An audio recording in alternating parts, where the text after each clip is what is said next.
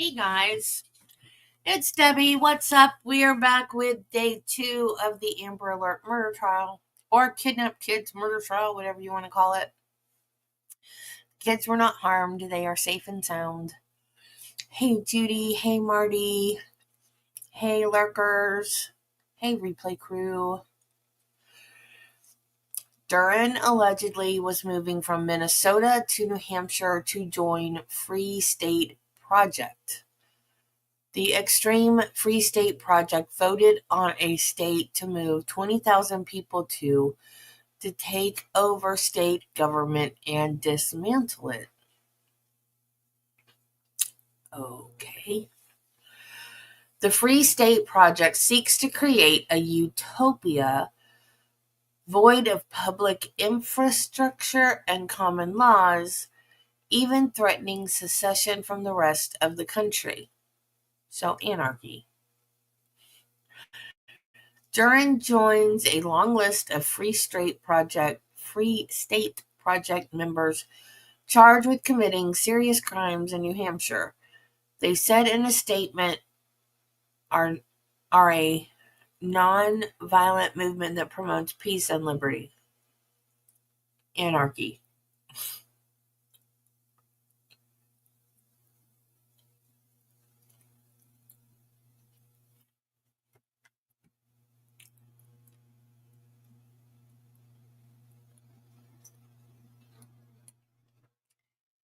So is it like a commune? What in the world?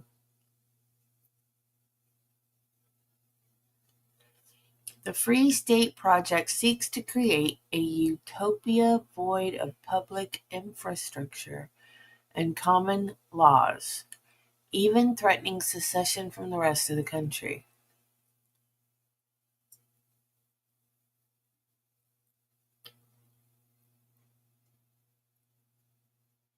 So they're going to take over the state and then secede from the United States. People are so crazy now. What the fudge? Get a grip. Quit drinking the Kool-Aid, people.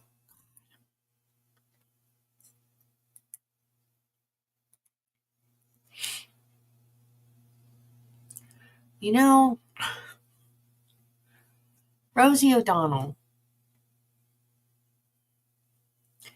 left America because she hated the president so bad. And all I ever see of her now is on social media complaining about the president. Woman, you moved. You're not here anymore. Why do you care? And then I've also seen, I don't have TikTok, but I've seen it. The TikTok I have seen on YouTube where a woman, I guess she was a lesbian, not trans, she was lesbian. And she moved to another country. Don't remember what country it was. And she said it was horrible there and that she was moving back to the United States. The United States was the best country ever. And she had been persecuted there worse than she ever was here. You guys, you're stupid. America is the best country ever. Yeah, FAFO.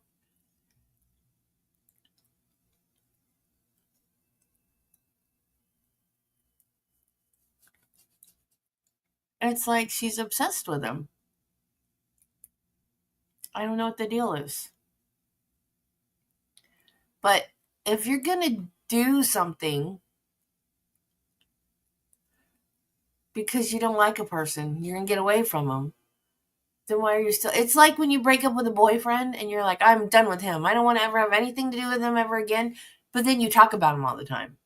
That's what Rosie O'Donnell's doing. But no, the thing about seceding from the country is what made me think of that.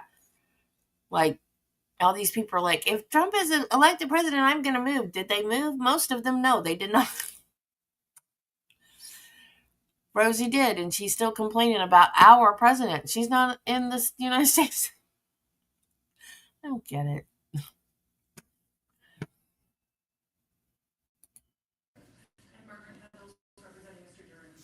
Okay, good morning, Council. Good morning, Mr. Duren. Please be seated. Okay, just a few quick things before I bring the jury in. First of all, there was some discussion relative to the media access to the proceedings. We have attempted to try to clean up or to specify that during breaks that there would not be a live mic on. So I'm getting a nod from the back that that's, and a thumbs up. So again, I just urge, thank you for that, number one. Number two, just in case there's any technical issue with that, I also encourage everyone to be mindful that during breaks that even though there's an intent and an ability to turn off the mic, there might be a situation where a mic is live. So I would just urge people to be mindful of that. Why not? She lives in a different country now. Attorney Duren, with respect to the two in-camera motions, I went back and I did grant those. Oh, thank you, Your Honor. So I did. I don't know that came through to us, but Okay. I appreciate you checking. So I think medical records was September 3rd by my reckoning, and the CAC was also September 3rd. So if for some reason they didn't get to you, then there's your notice. No. Thank you. Okay? I don't think if so. there's anything in those that I missed, but I simply granted them as is.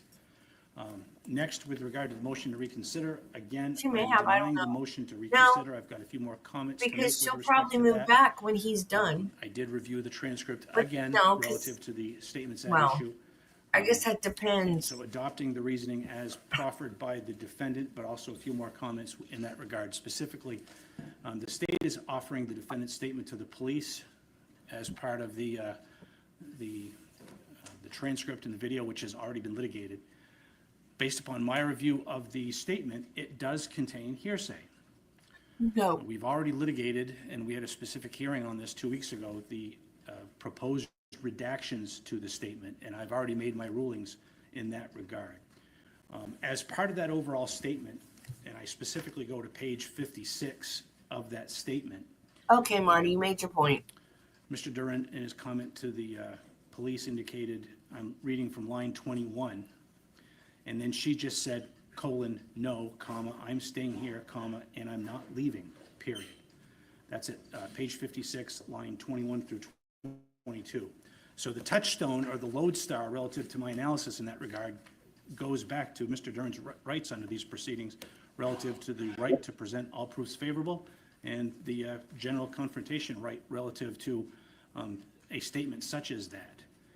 So based upon that and looking at Rule 806, which for purposes of this proceeding, I will read into the record relative to 806, that when a hearsay statement has been admitted in evidence, the declarant's credibility may be attacked and then supported by any evidence that would be admissible for those purposes if the declarant had testified as a witness. The court may admit evidence of the declarant's inconsistent statement or conduct regardless of when it occurred or whether the declarant had an opportunity to explain or deny it. So again, with respect to Ms. Naffziger's statement, I believe that my ruling is that Ms. Duren has the right to challenge that statement, and I'm admitting it for credibility purposes in that vein. Substantively, I'm also allowing it for now as evidence to the claim, as evidence in support of the claim of defense of others. However, I would also note for the record that I'm still waiting for further legal argument relative to the issue that was raised during the motions hearing 2 weeks ago, which we will continue to work on that, and we will have to have a hearing on that relative to the defendant's legal position, to put it in the simplest terms possible, as to whether you can kidnap your own kid. So we referenced that during the hearing 2 weeks ago as a legal proposition, not as a factual proposition. be returned to. I understand that there's a need to proceed with openings and the presentation of evidence before we get to the final jury instructions. However, that issue is still being yet to be ruled on, the specific ramifications of that. So again, I'm denying the motion to reconsider relative to a Rule 806 ruling as to the credibility, as to Mr. Duren's right to attack the credibility of that statement as he made it, once that statement is offered into evidence as a hearsay statement under 8033 as referenced by Attorney Kettles yesterday. And then substantively, I'm allowing it for now, subject to how we end up having the legal ruling on the issue that I flagged last week. Attorney Duren or Spicer, any questions on my rulings with respect to the motion to reconsider? No, Your Honor. Okay, the motion, objection duly noted. Anything further, Attorney Kinney or Attorney Kettles, on that issue? No, Your Honor. Okay, all right, thank you. And the final housekeeping matter is, just so counsel are aware, when the jury does come in, the first thing I'm going to do is inquire as to whether they have had any media exposure. In the event that they have, we will be taking a break. Okay, anything else before we bring the jury in? Okay, all set.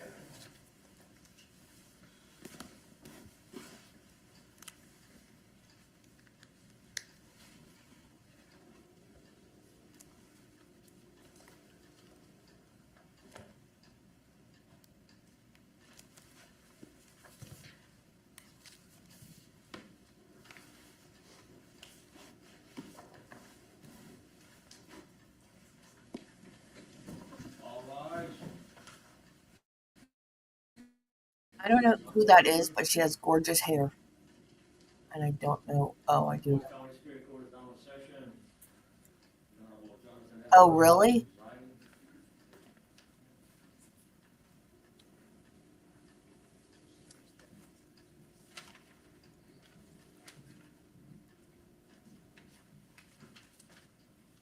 I was gonna say I don't know why the cameraman is doing that, but I Good do. morning, thank you. Please be seated. Jury's coming in.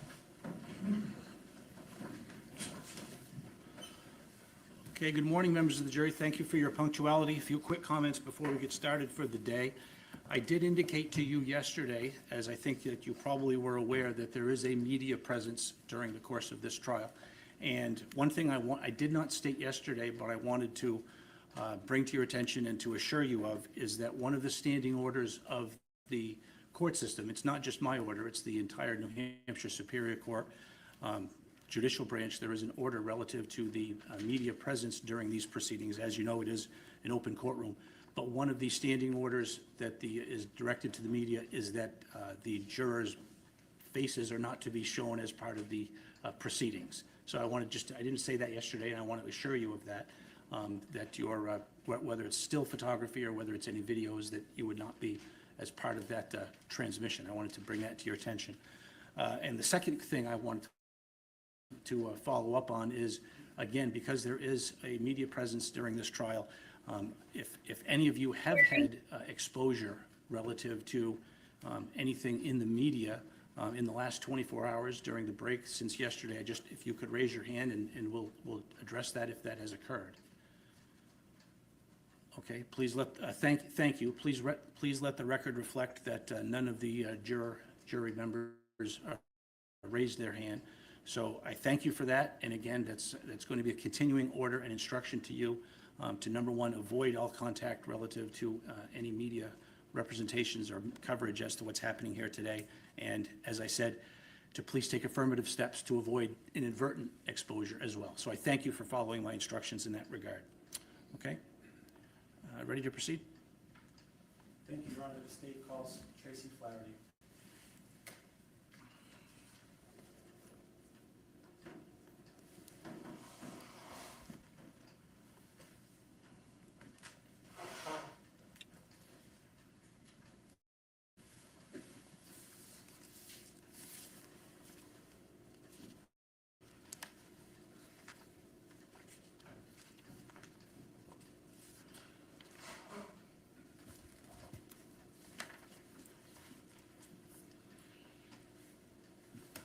Good morning, ma'am. Could you please raise your right hand?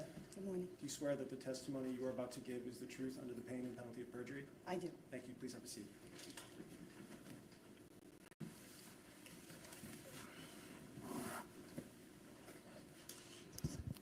Okay, no more Please politics. tell the jury your name and spell your last name.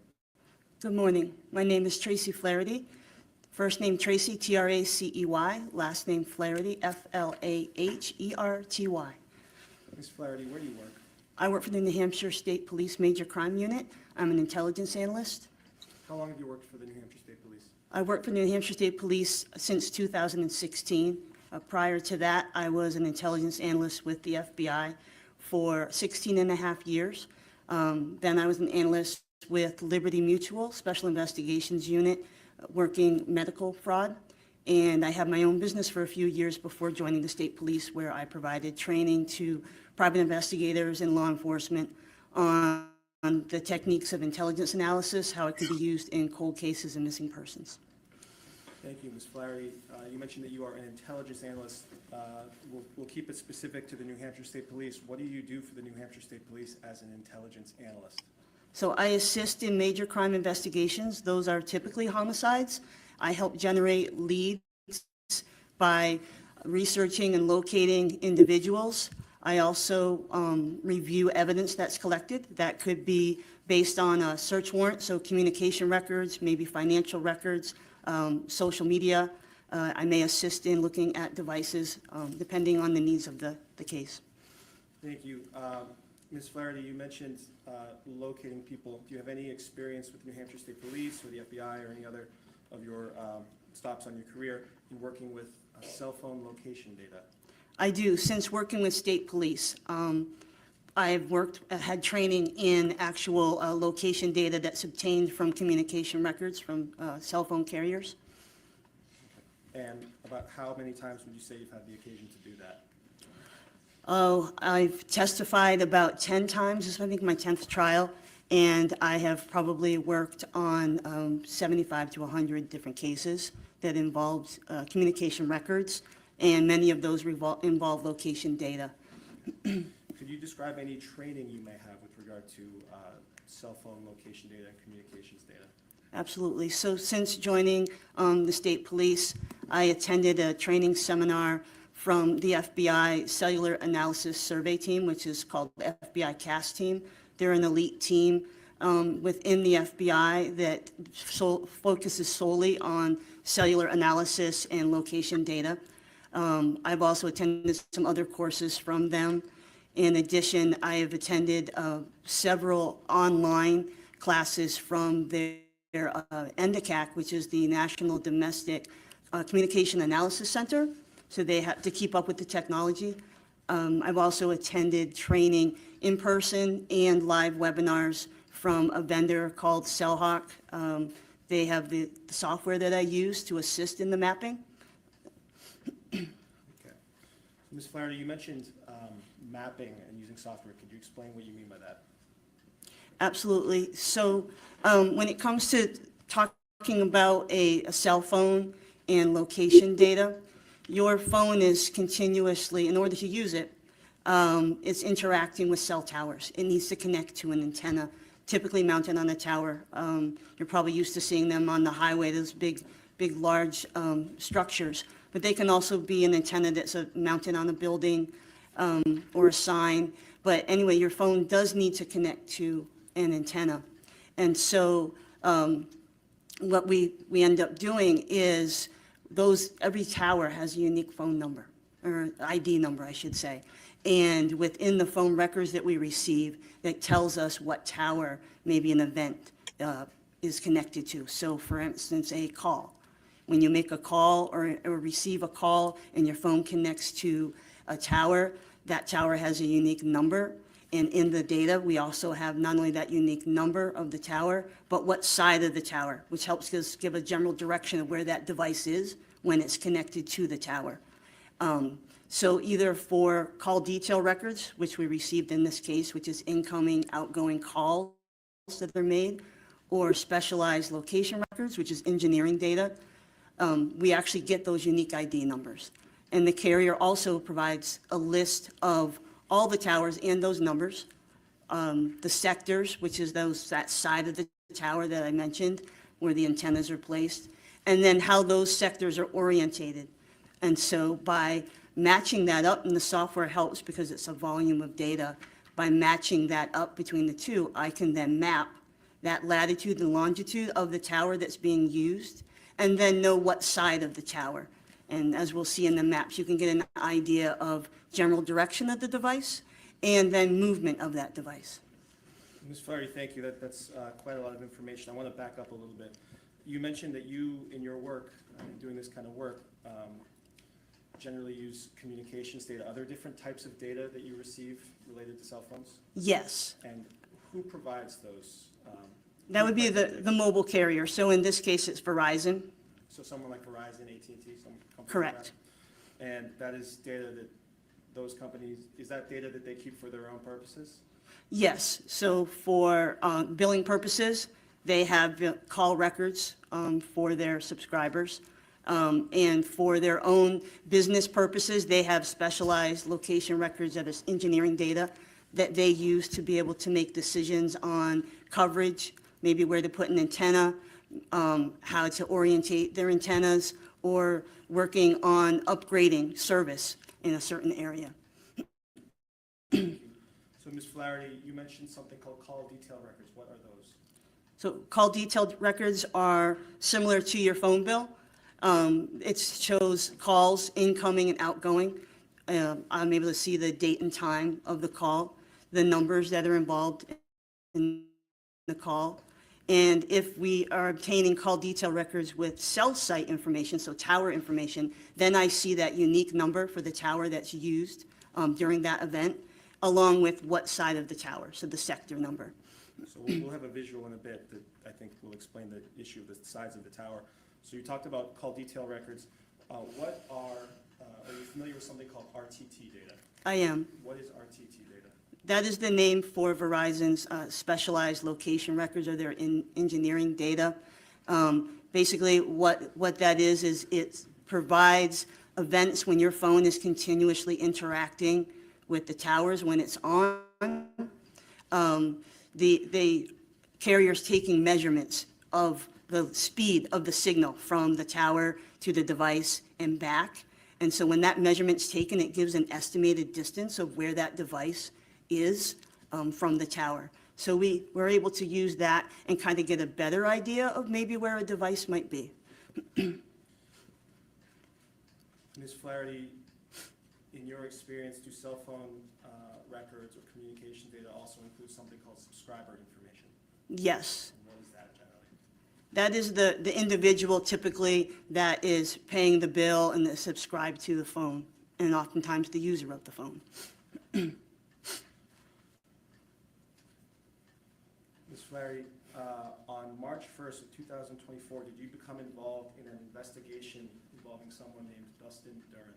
Yes, I did. Could you please tell us when that happened that day and how you became involved? I received a phone call from my team early morning hours, sometime between March 1st before 2:30 a.m. I received a phone call saying that they needed my assistance in initiating an exigency request for location data on a device that was associated with Mr. Duren. Ms. Flaherty, I'm going to stop you there. Sure. I apologize. You mentioned exigency. What is exigency in So- your experience? So exigency is a process that law enforcement is able to use in interacting with a carrier such as Verizon when there's an emergency and a concern for possible danger, death, or bodily harm. Is exigency a process that's available when perhaps it's not practical to get a search warrant? Yes, if it's deemed to be an emergency situation, yes. So in the early morning hours of March 1st, 2024, you told us that you were asked to use the exigency process to do something. Can you tell us what you did? Sure. So the first thing I did, which is required by Verizon, each carrier kind of has their own method that they want you to interact with. For Verizon, I initiated first calling their emergency hotline, told them the situation, and that I was looking for whether there was a current location on the phone number that I was given. Okay, was that phone number 702-280-5090? Yes, it was. And is that a Verizon phone number? Yes, it is. So when you made that first call with Verizon, what happened? So they told me that there was no current location on that phone, which indicated to me that that phone was most likely off and not connecting to the cellular network. So you mentioned that the phone was off, Ms. Flaherty. What are the scenarios where a phone would stop communicating with the network? If you turn your phone off, if the phone could be destroyed, if you're out of area where there's no, Those scenarios may have been the case with regard to this telephone? I did not. So after receiving that initial information from Verizon that the phone was not communicating, what did you do next?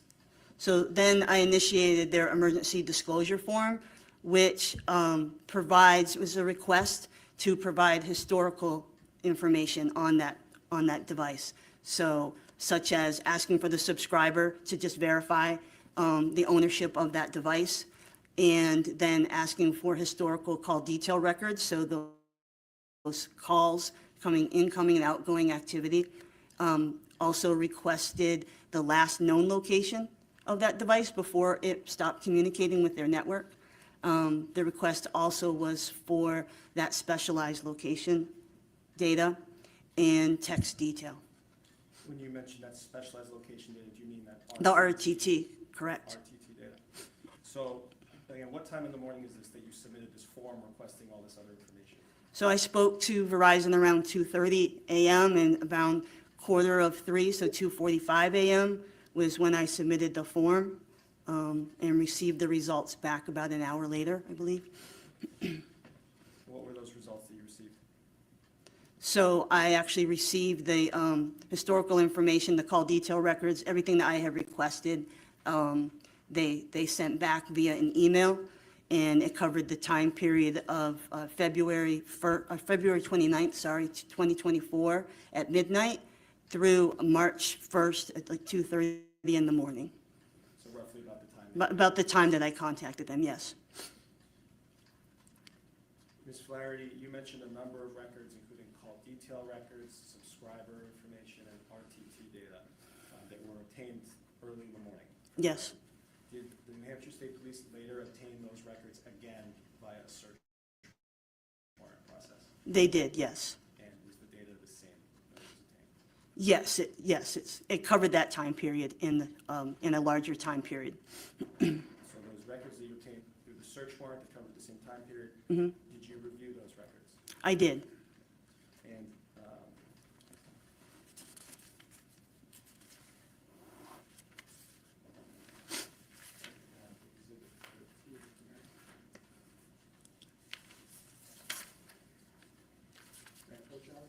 Sure, certainly. Ms. Flaherty, I'm handing you something that's marked for identification at this point. That states Exhibit 13 is a thumb drive. Do you recognize that thumb drive? I do.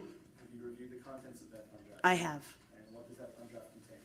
This contains the historical call detail records, the subscriber record, and the RTT data that I used to create the visuals today. So that is the data, some of the data that you received by a search warrant and reviewed? Yes, And did you use the data on this thumb drive to create a series of maps? yes, I did. Your Honor, at this point, state moves to introduce Exhibit 13 as a full exhibit. Certainly.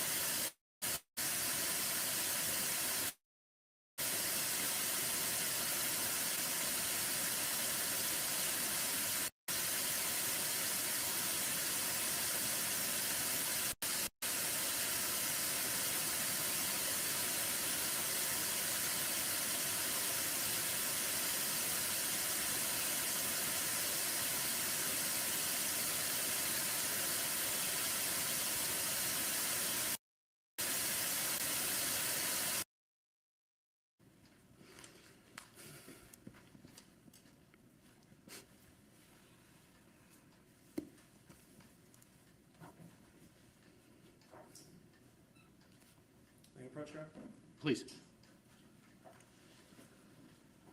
Ms. Flaherty, you told us that you used the data on that to create a series of maps. I've handed you a number of documents. The first one is marked States Exhibit 12A for identification. Can you tell us what this is? Yeah, this is a document that depicts two pictures of a cell tower, your traditional cell tower, with three sectors. It's just to demonstrate to the jury the tower and how the antennas are affixed to the tower and orientated. So this relates to some of your testimony earlier about how the data that you receive involves which side of the cell tower? Correct. you're getting? Correct. And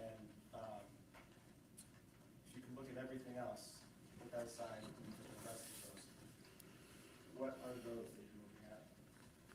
These are maps that I created to assist in showing the actual movement of the device on February 29th, 2024. So when you say the device, do you mean the cell phone associated with Uh, data? Yes, the 702 number. Okay, the 702 number that you began receiving some of that data in the early morning hours of March 1st? Yes, And that's the same data that's on that thumb drive, Exhibit 13? correct. Okay. So you have exhibits 12A, D, as in dog, E, F, H, I, J, K, and M.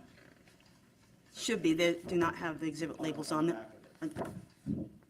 No. Is it all red? Sticker? Okay, yeah, this one does. Yeah, this one didn't. Yes, you're correct. Sorry. With the exception of A, the rest are maps that you created. Yes, that's correct. Can you tell us a little bit more about how you created those maps? Sure. I had mentioned it a bit earlier. We obtained the data in spreadsheets from Verizon, Excel spreadsheets, and it's a large volume of data. So I enter that into a program by a company called Leads Online. It's called CellHawk, and it assists in doing that matching that I talked about as far as the unique tower number that's in the tower list. I upload that Verizon tower list and matching the tower that's used for each event. So whether that event is a call that takes place within the call detail records, or that event is one of those RTT events where it's actually You're very capturing smart. that estimated distance to tower in the engineering data. And so that helps me visualize and make these maps. And then for quality control, I mean, I look at the raw data, I look at the maps, and I make sure that it is correct. So, Ms. Flaherty, you mentioned that this data that you use to create these maps includes events, and that a certain event could be something like a phone call. Yes, yep, so calls, or I typically call an event if it happens to be like an RTT engineering data, date and time So event. I want to ask you about that. When you say that there's an event that is, related to RTT or engineering data, is the phone making a call or sending a text message at that point? Not necessarily. RTT can be captured when the phone's being used, but it's when your phone is continuously interacting and the carrier is actually capturing and measuring that, like I said, that signal speed, so that they can make some decisions when they look at that data for their own business process. So would it be fair to say that as long as the phone is on, it may be communicating with the cell phone tower? Correct. And that is regardless of whether it happens to be in use for a call or a text or something like that? As long as it's on and the data is available, yes. By the program that was used, again, I didn't, Yes. if there's the spelling of that program? Sure, it's CellHawk, CELLHAWK. Okay, thank you. Thank you, Your Honor. His name's pronounced Faisal. I liked it better, Fizzle. I liked it better when I thought his name was Fizzle. Reminded me of Snoop Dogg, like Fashizzle, Fizzle. I want it to be Fizzle, not Faisal. I'm still going to call him Judge Fizzle. Ms. Flaherty, you mentioned that you check these maps for quality control. How do you do that? By looking at the raw data and knowing, understanding the sectors and side of the tower, and then making sure that appears accurate. And I also spot check the lat and longs and make sure that maps correctly. You said lat and long. Does the raw data that you reviewed that's on Exhibit 13 include latitude and longitude information? No, the cell site list from the phone company, from Verizon, when they give me the master list of their cell towers, it has the latitude and the longitude for each unique number. Does the data that you reviewed include latitude and longitude information? In the in the RTT and the call detail, I believe they have their separate list underneath, yes. And so you use essentially the latitude and the longitude associated with those events and the timing to help place that phone? The latitude and longitude of the tower that's in the tower list that's provided in that data is not necessarily in the row of the event is the latitude and longitude, just the unique number match is how we get there. Okay. And so you did all these quality control and spot checks with regard to the maps that you have here today? I did. Your Honor, at this point, the state moves to introduce exhibits 12A, D, E, F, H, I, J, K, and M as full exhibits. No objection.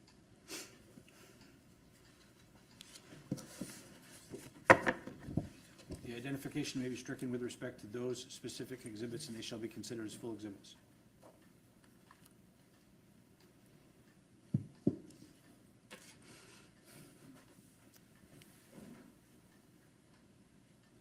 Ms. Flaherty, you should have a screen right there. I'm showing you what's now marked for, as a full exhibit, states 12A. Could you tell us what this is? So this is a picture of your traditional cell site or cell tower. Like I said, you can have antennas. You'll see here where the arrows are pointing, those boxes, that's sets of antennas. And so on each side of the tower, you can see it's kind of like a triangle on this particular tower. It's a 3-sector tower. And so there's sets of antennas on there. Each of those towers, like I said, has a unique ID number. And that's where your phone, in order to be able to send, receive a call, use your data plan, text messages, you're going to be attaching to an antenna that's mounted on a tower. And when you mentioned different sides of the tower, this one has 3, correct? This one has 3, yes. And how do you use that information on which of those, in this example, 3 towers, when it comes to determining a location? So in the records, there'll be a column for like a sector, and it'll have a number, like a 1, 2, or 3. If it's like a 3G, you'll see actual sector. If it's an LTE, they're called an E-node-B number, and that'll be part of that number will have the sector, and that tells you what side. So using the side and some of the other data you mentioned, you're able to help. Tell which side of the tower, yes. Ms. Flaherty, I'm showing you states. We haven't missed anything exciting, Carla. It's just cell phone. I do. So this is one of the maps you created. Could you please tell us what you're looking at? So first, just to draw your eye to the red oval, it has a 1063. That's marking 1063 Main Street, it's the address there. And what we have, all these maps are for the 702 phone number device. And the device is to the northern tower from that address. You can see, if you look at where it says 538 to the north. Ms. Flaherty, perhaps it would be better if you could come down. Can I? That'd be Yes, please. fantastic. Thank you. Let me step right up to this large screen in front of the jury here. And please continue. You were explaining this map to us. So,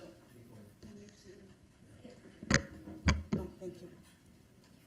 Won't go any further? Okay, I will speak loudly so I can actually maybe point. Okay. So here we have a marker for an address, 1063 Main Street. And here, when I'm talking about that tower I showed you, that picture of a tower, so this orange circle represents that location of a tower. And this wedge here is what just highlights for me the side of the tower that's being used by the device. So it doesn't necessarily that the device is in this dark circle here at all. It's just to kind of draw your eye to the side of the tower visually. But what it is saying is that that device is somewhere on the side of this tower. I know confidently that it's not up here, because radio waves are not a pie shaped, you know, this is just a visual. That device could be a little bit over here or over here when we're looking at the data. These arcs, it represents that estimated distance from the tower that I talked about that I get from the RTT data. It maps an arc, and it basically, as the phone is communicating back and forth with the tower, these arcs are represented. And when you have a lot of lines and it gets darker, it just sits there a long time, you're gonna get a lot of hits when you know the phone is stationary. So that gives you that indication. So here what we have is the device is connecting to this side of the tower at 5:38. It's somewhere along this arc at that time. I can't say 100% where it is along this arc, but I can confidently say that it's somewhere along this arc. Okay? Ms. Flaherty, just to kind of sum up, so this map depicts which tower this particular cell phone was communicating at about 5:38 p.m., Correct. and that's on February 29th, 2024? Correct. And this map is showing the city of Berlin, New Hampshire. Yes, it is. And so those arcs that you mentioned are the estimated distance from the tower, so as you mentioned, correct me if I'm wrong, that phone could be anywhere on that arc. That is correct. And you marked 1063, is that 1063 Main Street in Berlin? Yes, it is. And does that appear to be sitting right on one of those arcs? It is. Yeah. There's another tower beneath that, can you talk about that, please? Sure. So then looking at movement, you see that 5:38, we have the device connected to this tower. And by 5:57:06, it is now connected down here to this tower on this side, and there are the arcs. That indicates to me a change in tower usage and most likely movement. Okay, so that's how I start to be able to decipher that. So what time was the phone communicating with that? And down in Berlin tower is 5:57:06. And that tower appears to be more in the center of Berlin? Yes. We're going to move to the next one, if you just stay up there. This is State's Exhibit 12F. What are we looking at here? We're looking at the same device, all the maps are for the same device. So once again, taking off those estimated distance to tower because it gets really busy, you know, and a lot of lines and circles. So just to simplify it, this is still that engineering data while the phone is moving, but it's just showing you the tower usage and the side of the tower, just removing those lines so it's not so busy. And so when we started with 5:38, up here north of Main Street, and then on that previous map I'd shown you where it was connecting to this side at 5:57. You can see it, then it kind of swings around, it's here, and the device then is connecting to a tower down here more towards the Gorham area at 6:26. After that, I noticed that there is actually a connection over east on Route 2, heading towards the Bethel, Maine area. So around from 6:43 to 6:58, the device needs to stay connected over east when it travels. Ms. Flaherty, are you familiar with the area shown in this map, the Gorham, Berlin area? I am. And so this map shows connection to a tower at 6:26 p.m., and then another tower further east, several minutes later, 6:43 to 6:58. Is that about consistent with the amount of time it takes to drive on Route 2? In my experience, that's about a 15-20 minute drive. We're now looking at State's 12E. Please tell us what you see in this, or what this map shows. So just to continue to orient you, we've moved down to the 6:26. This was over at that time on east on Route 2. And then instead of there's no times, that moves along. And by 7:29, you can see that the device has moved along, and by 7:29, it's connected to tower in Whitefield. So it came back around and started to go south. So by 7:37, the device is connected to a tower down here in Carroll. And then coming further west, you can see they continue down, and by 7:45, that device is using a tower on 93 South in the Franconia area. Thank you. This is states 12H. Ms. Flaherty, could you again tell us what the map shows? Sure. On the left, 93 is so long. You'll see this is a section of 93. So on the left, we had originally been in Franconia on the previous map, and you can see the device continues to use towers along 93 South, Woodstock, moving forward by 808. It's down here in like the Thornton Campton area, and continuing south using towers at 813. It's down even further south in Is that Plymouth. Plymouth area? Mhm. So now moving to the right side of the screen, there's another map. What does So that show? thinking about 93 continuing down, here we have it now 827 in New Hampton, and moving along the different towers continuing to come down, and by 850, that device starts to use various towers in the Concord area between 850 and 1022. So moving on there.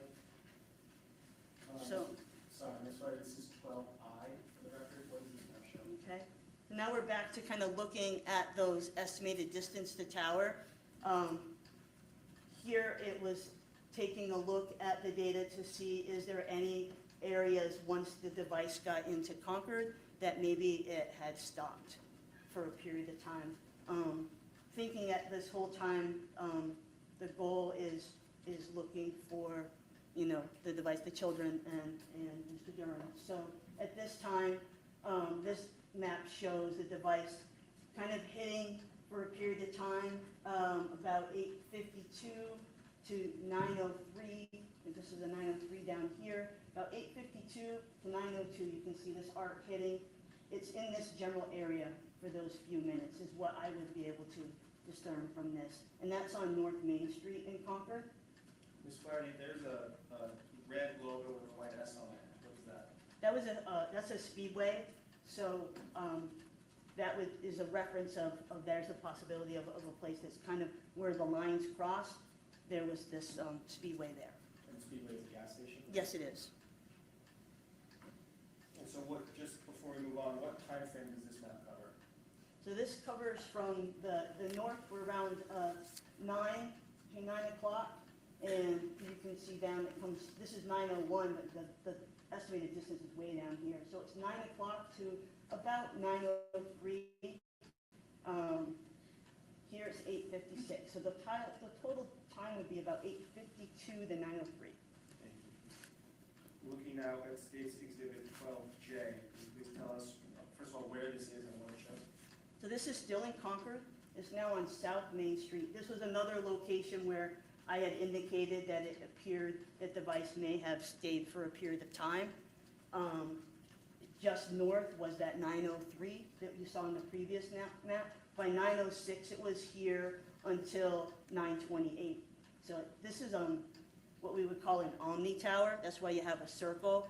So basically, that's a one-sided tower where the antennas can cover the 360 degrees rather than a three-sector tower where each sector covers about 120 degrees. So, Ms. Flaherty, does this tower show essentially from about, you said 906 to? About 928, it was in that general area. Falls in this general, and this is south of where we were Yes. previously? Yep, still moving south. South in the city of Concord, New Hampshire? Yes. So this is State's 12K. First, could you tell us what this map shows in terms of location and time? So this is still in Concord, now in the vicinity of between South Main Street data, but without the lines because the device sat here for really busy to show all of the lines. So basically from 9:58 to 10:22, that device was connected to this tower here, the 61909 tower near South Main Street, and had about 27, those RTT, I call them events, right? So 27 hits, so it was stationary there for a period of time. While there, it was bouncing off of this omni between 10:05 and 10:15. So, Ms. Flaherty, again, can you tell us the time frame of when that phone was connected? This would be 9:58 to 10:22. And is this location covered further south? Yes, it is. Ms. Flaherty, on the left side of this map, there's a red box with some information. What does that information tell you? So in looking at the call detail records, there was a call while this device was connected to this tower. So this information is coming from the call detail records, that will call activity, that matched up with the usage of this 61909 tower for Sector 2. You can see that last number is the 2, that's the sector number. And so this would be an outgoing call from the 702 number to a 763 number.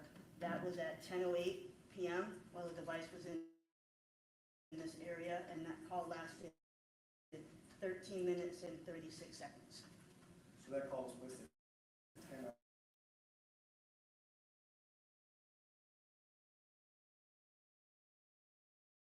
Number was a 763-350-0954.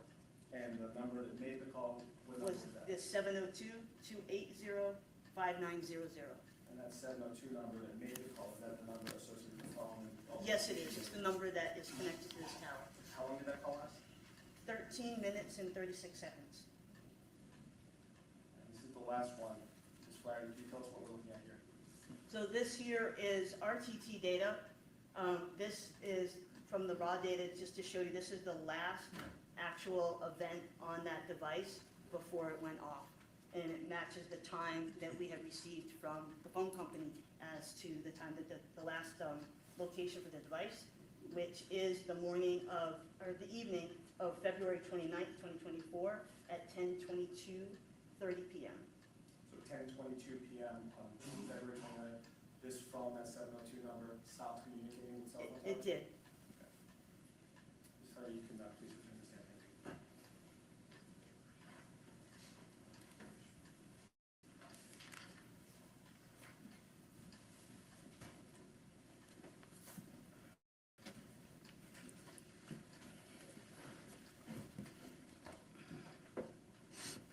Thank you, Ms. Flaherty. Save us no more questions. Okay, all right, thank you. Counsel?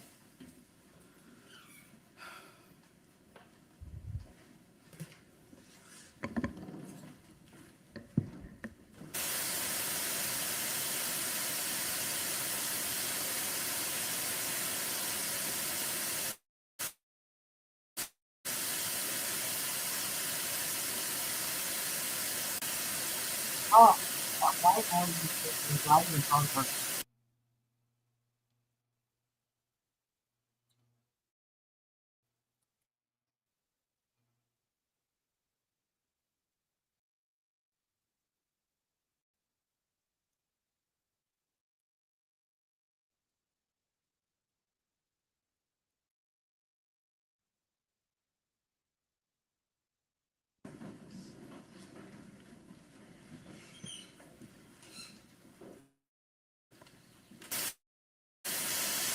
Ah, they just came back.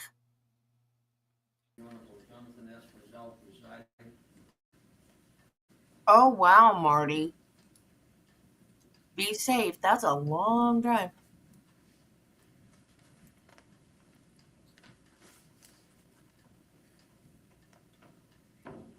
Thank you, please be seated. And Ms. Flaherty, you're still in row. Thank you. Okay, thank you. Morning, Ms. Flaherty. Good morning.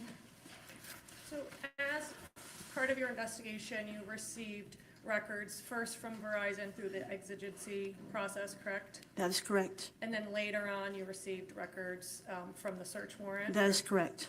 And the search warrant records did include a longer duration of time, correct? That's correct. Okay, so the first records were only February 29th to March 1st, less than 24 hours. Less than 24 hours, correct. Okay.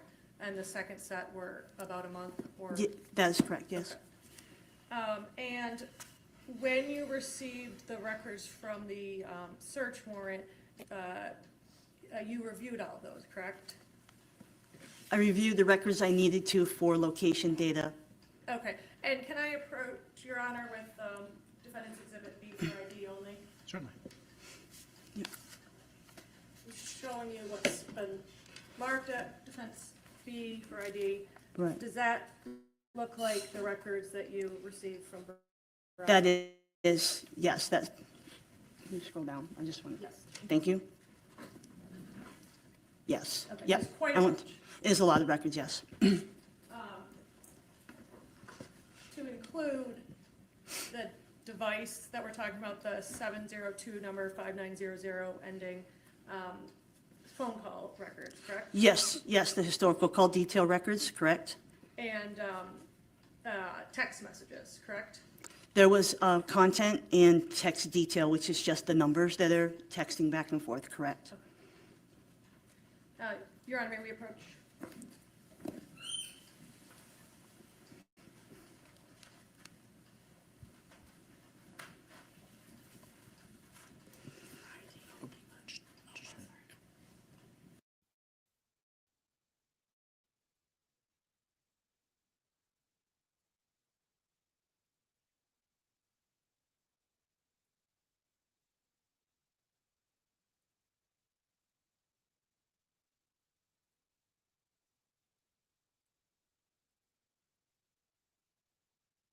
Yeah, we watched Law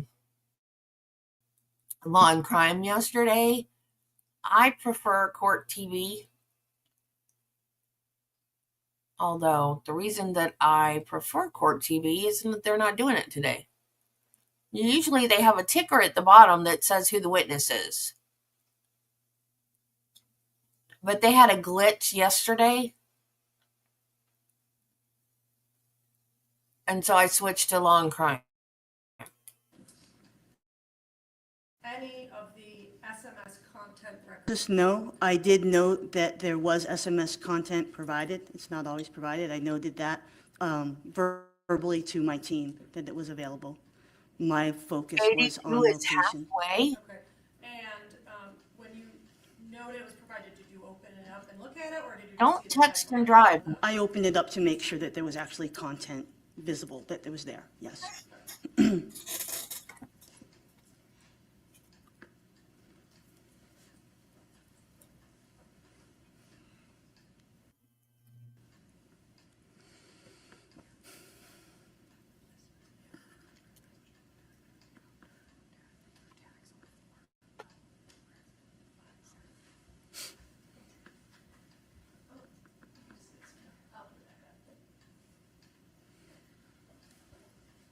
This spreadsheet, let me go back for a second on my file here.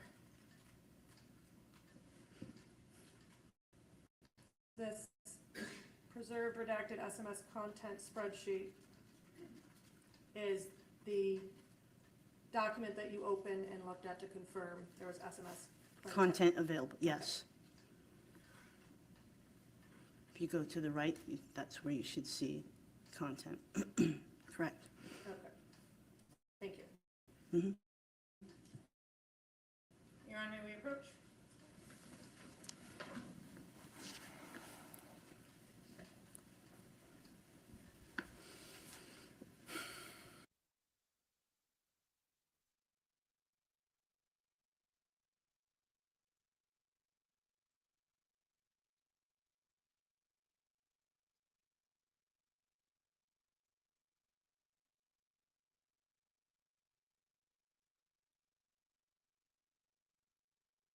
Well, for crying out loud. Let's just have the whole trial at the bench. At least we don't have to listen to that stupid white noise machine.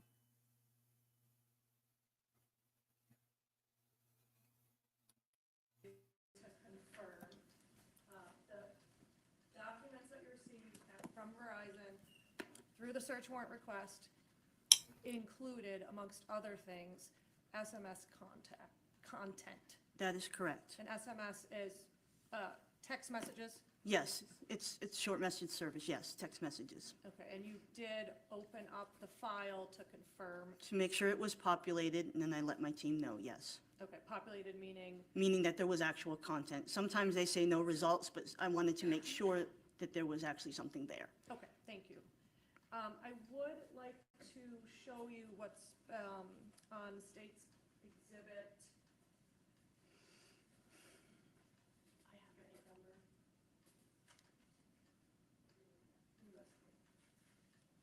Hey, Nancy. 13. I don't get why the attorneys don't have microphones. We can hear the witness just fine.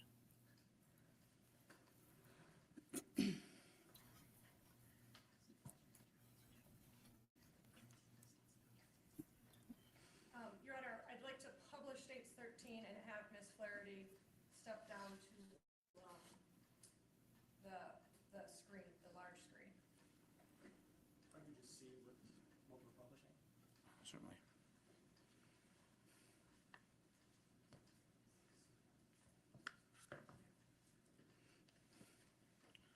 So 13 is a full exhibit, and you've confirmed what you're going to publish? Yes. Okay, all right, certainly.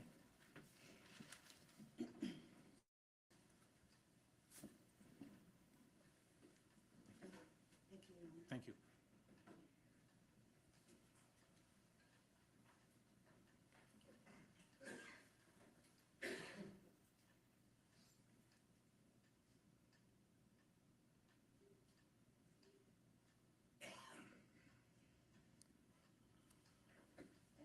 Can you see the highlighted row right there? Okay, and it's 46, yes, line 46, and it shows you that the cell phone 702-280-5900, the cell phone that we have been talking about, correct? Yes. Dialed 603-752-3131 on February 14th, 2024. On the 14th, yes. Okay, thank you.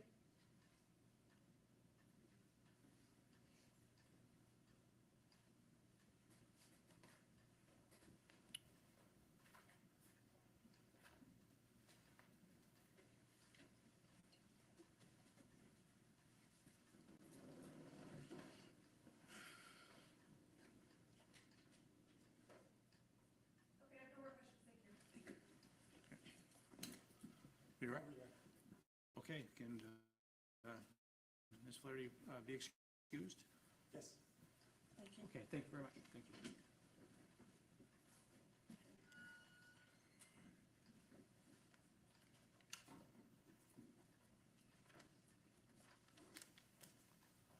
The state calls Justin Rowe.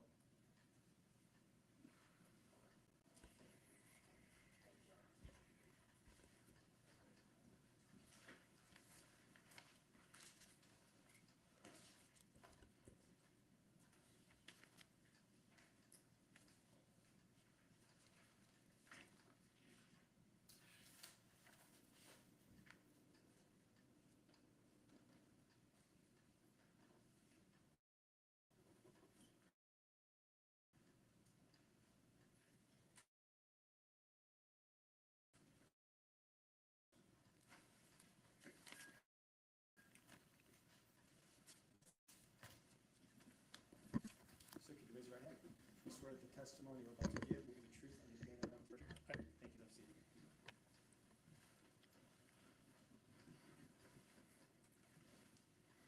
May I inquire, Your Honor? Yes. Sir, could you please tell us your name and spell your last name for the record? Justin Rowe, R-O-W-E. Sir, where do you work? I'm employed as a detective sergeant with the New Hampshire State Police. How long have you been with the New Hampshire State Police? 25 years. What unit of the state police are you currently assigned to? The major crime unit. Just generally speaking, what does the major crimes unit do? We primarily investigate death investigations, homicide investigations. Sergeant Rowe, I'd like to ask you, what is an Amber Alert? An Amber Alert is a emergency alert that law enforcement can issue when we fear for the safety of a child. So fair to say that an Amber Alert relates to emergency situations? Yes, it goes out through the emergency alert systems.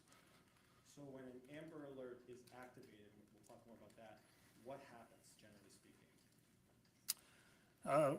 Initially, the call is vetted out by law enforcement. There's usually a request by law enforcement to issue that.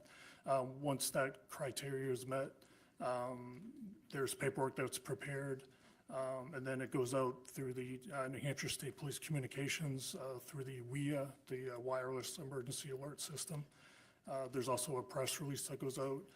We also partner with New Hampshire Lottery, New Hampshire DOT for the messages that go out. You'll see the signboards on the highways. It's kind of a group effort to get the information of the child in a suspect vehicle out to the public. Sergeant, you mentioned boards on the side of the highway, you mentioned the press release, you mentioned the lottery. Does an Amber Alert also get distributed through text messages? Yes, if the subscriber has it set to that, yes. And when, just generally speaking, when an Amber Alert goes out by a text message, what happens? Again, it's through the wireless emergency system, so it goes out from our state police headquarters as the communications software. Once it There gets is? pushed out for that, it goes to various cell phone towers or companies, and it's really at their discretion of how those individual companies distribute that, and again, how the end user, everybody can kind of have their phone set to different priorities. In the state of New Hampshire, who can authorize an Amber Alert? The New Hampshire State Police. So if a local police department encounters a situation that they may believe warrants an Amber Alert, what do they do? They'll contact the State Police Communication Unit requesting that, and we have state police detectives that are trained in that, and we're on call, and we would respond, and we'll reach out to that requesting department. Are you one of those individuals with the state police who is trained to respond to these situations? Yes, And do you have the authority to authorize an Amber Alert? I do. And that relates to the state of New Hampshire? Yes.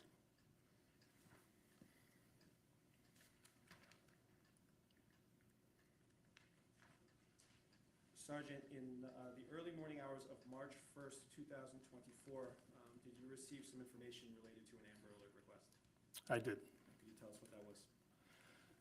So the State Police Major Crime was responding already up to the Berlin Police Department for a death investigation. The lead investigator, Sergeant Mallory Littman, telephoned me, so she was the actual, she was also on call to be the responding detective for the homicide, suspected homicide, but she was also at the time the on-call Amber Alert coordinator for that, so she asked my assistance in taking that piece from her so she could focus on the initial investigation. What information did you receive about the situation happening in Berlin? So I was informed that the Berlin Police Department had received some information of that there might have been a shooting victim in their city. They responded, found a deceased female alone in a residence.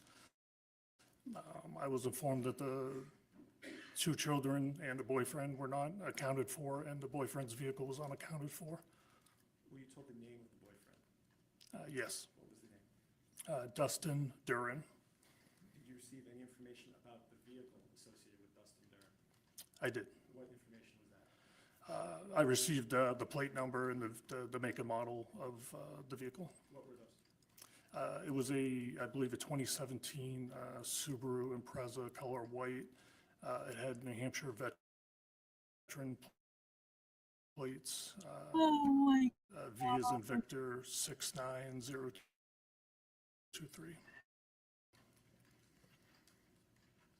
And about the defendant, excuse me, Mr. Duren and his vehicle, did you also receive some information relating to the 2 children, including those?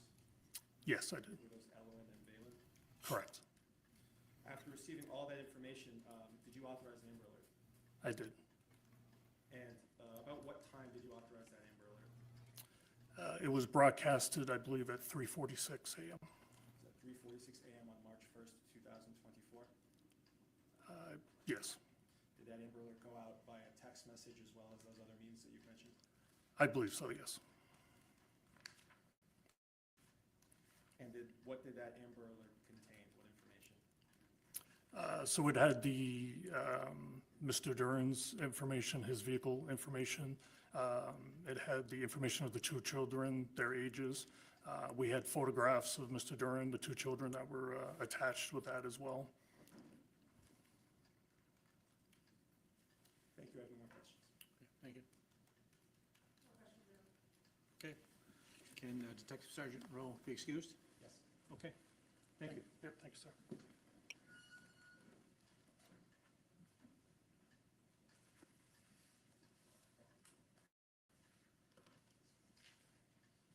Your Honor, at this time, the state would call Ms. Caytlyn Campbell.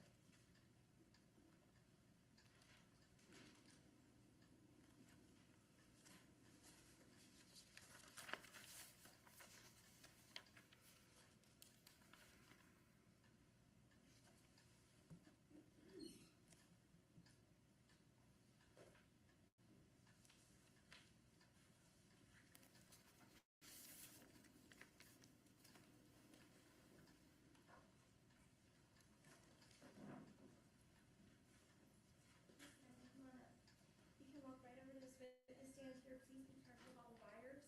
You step around to the back and just remain standing by that chair, okay? Absolutely.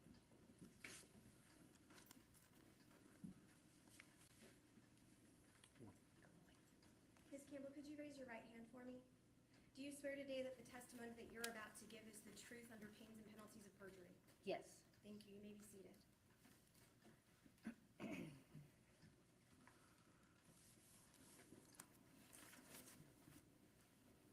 Ms. Campbell, you're all situated. There's some water there and a pitcher next to you if you do decide that you need some, okay? Okay.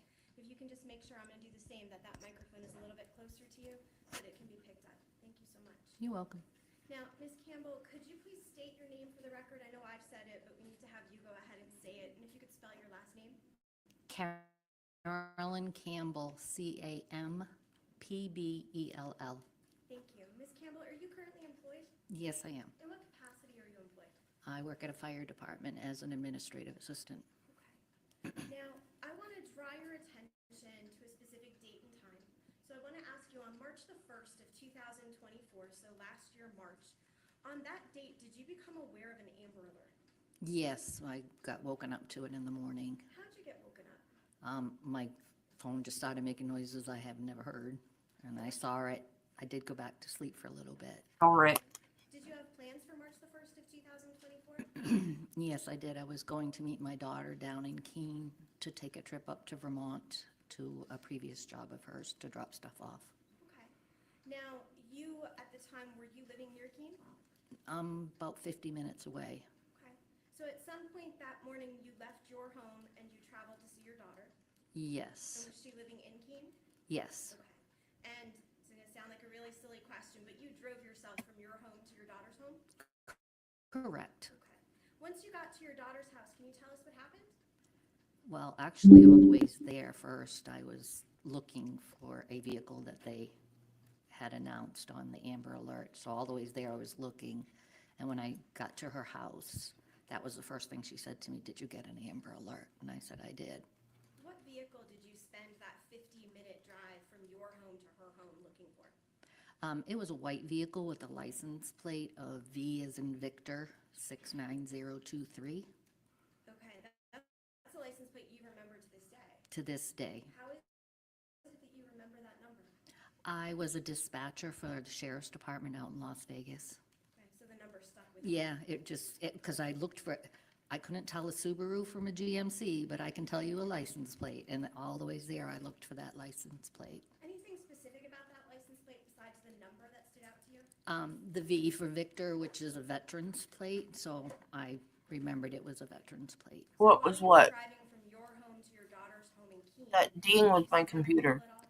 No, I did not. I turned the volume up. Arrived at your daughter's home and that was, you had this conversation with her about, did you get the Amber Alert too? What, if anything, did the two of you do? We got in her car to leave to go to Vermont. And who was driving? She was driving. Okay. And do you remember, I don't know if you know the roads or the streets that you took, but do you remember how it is that you started to head to Vermont? I really don't know the streets. Sorry. Not a problem at all. Your daughter was driving? Correct. Where were you seated in the car? I was in the front passenger seat. Okay. Now, did there come a time when you were driving and you were headed to what town in Vermont? Brattleboro, she had just left a nursing home job, and she wanted to bring some stuff to people that were still there, blankets and stuff and candy. So that morning, while you and your daughter are heading from Keene to Brattleboro, Vermont, did something unusual happen? Yes, we actually had, the way I know, we were heading there, and we got to Chesterfield, and there's like I call them circles, rotary, and we went around the rotary, and as we went around the rotary, we were discussing the car and the license plate, and we proceeded up a hill. And when we're going up the hill, my daughter says, "Here comes a white Subaru." And I'm like, "How do you know?" You know, it's a Subaru. It's all her husband drives, it's Subarus. And she goes, "Ooh, 6'9", oh no, there's a V." And I said, "No, it's V, it's for veteran, Victor, 69023. I said, "That's it, that's the car." And I told her to turn around real quick. Okay, so you're heading from Keene towards Vermont. Towards the Vermont. Vermont border, or at Chesterfield is where you're Correct, Okay, correct. Are you already in Vermont at that point, or still? No, we were still in New Hampshire. At that point, when your daughter said that she saw the car, did you see the car? I did see the car. I saw a white car. I couldn't tell you what it was, but we were both like looking for the license plate, and that's where she and I, she's like, "Oh no, there's a V." I said, "Yes, veteran V." And that vehicle, which direction was that coming from? Was it traveling in the same direction as you or from a different one? No, it was headed towards Keene, and we turned around on the very next road to follow it. Tell us about that. What happened when you had to turn around and follow that car?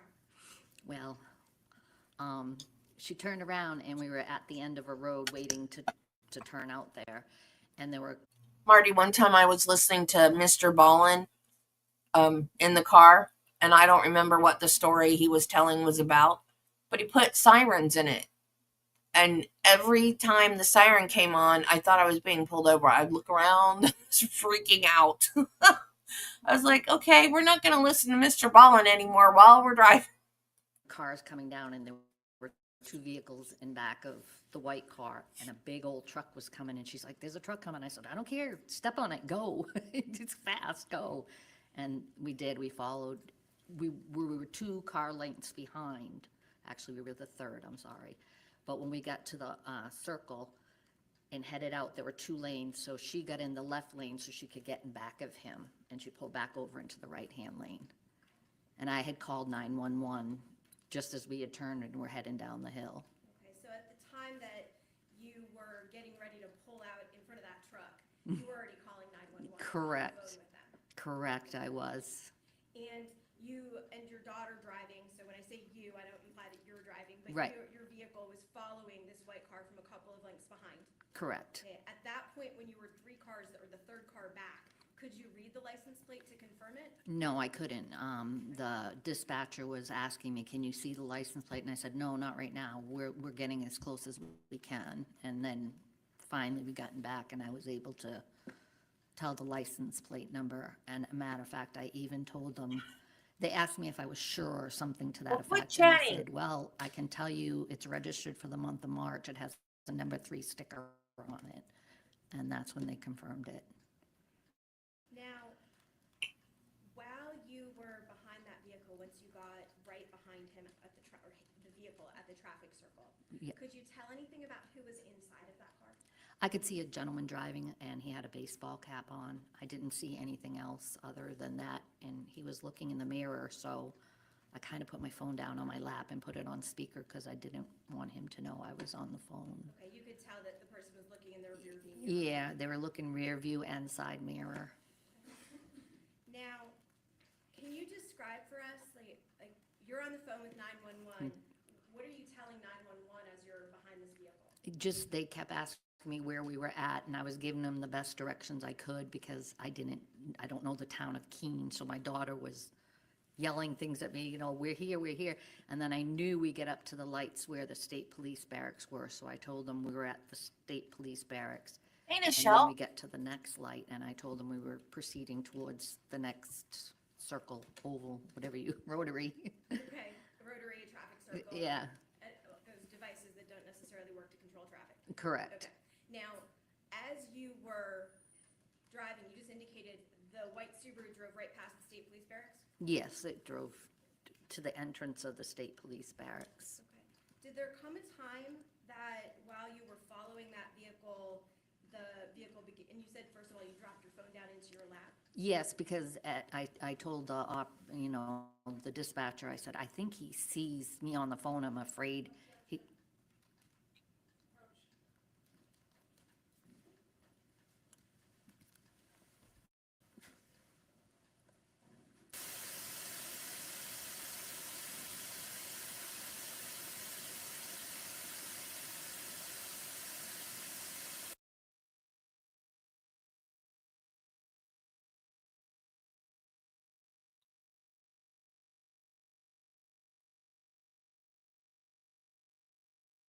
Members of the jury, there's an objection relative to hearsay, which I'm sustaining, and I'm instructing you to just disregard the last component of the witness's testimony relative to a hearsay statement. So, Ms. Campbell,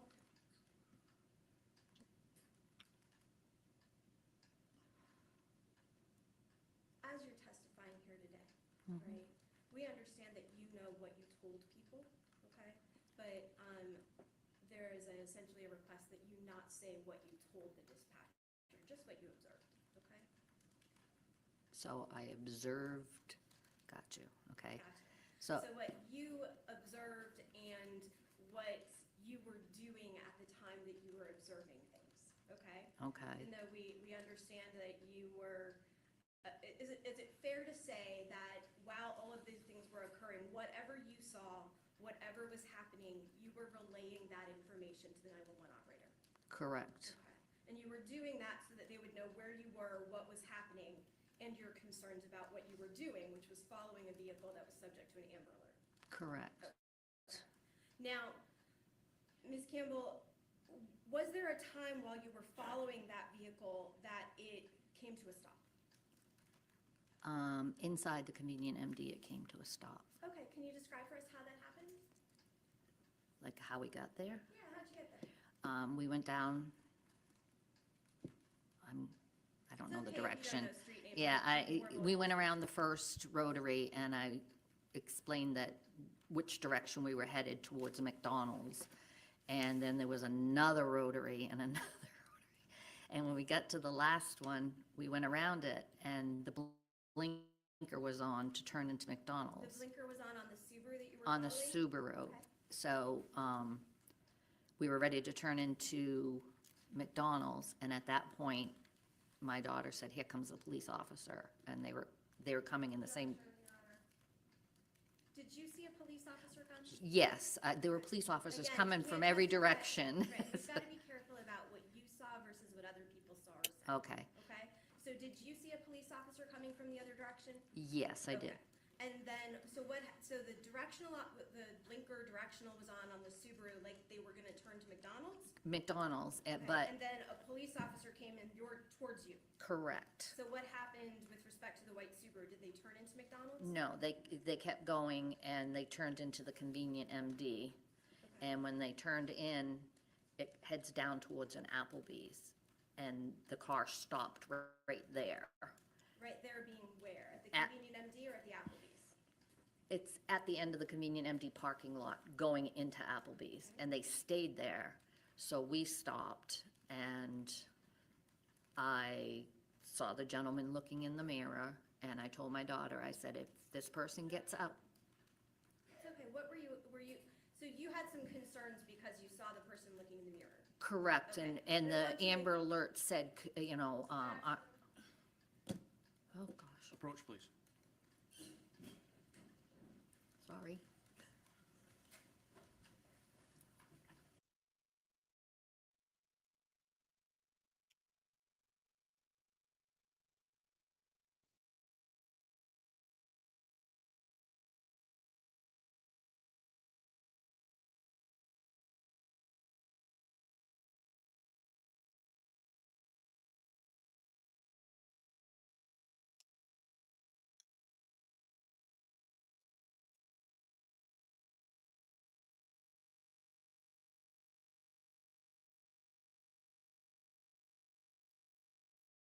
Applebee's parking lot as well and parked on the opposite side, kind of diagonal from that Where you vehicle. could watch the vehicle? Correct. Okay.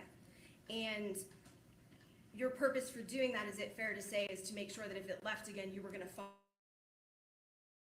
it again? Correct. Okay. Did the vehicle leave again? No, it stayed in the parking spot. And did officers arrive at that time?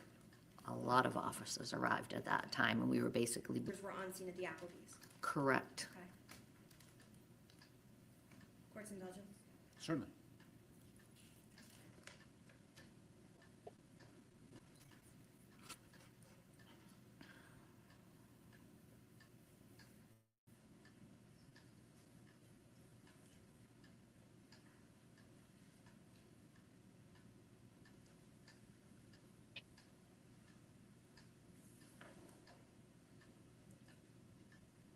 Permission to approach.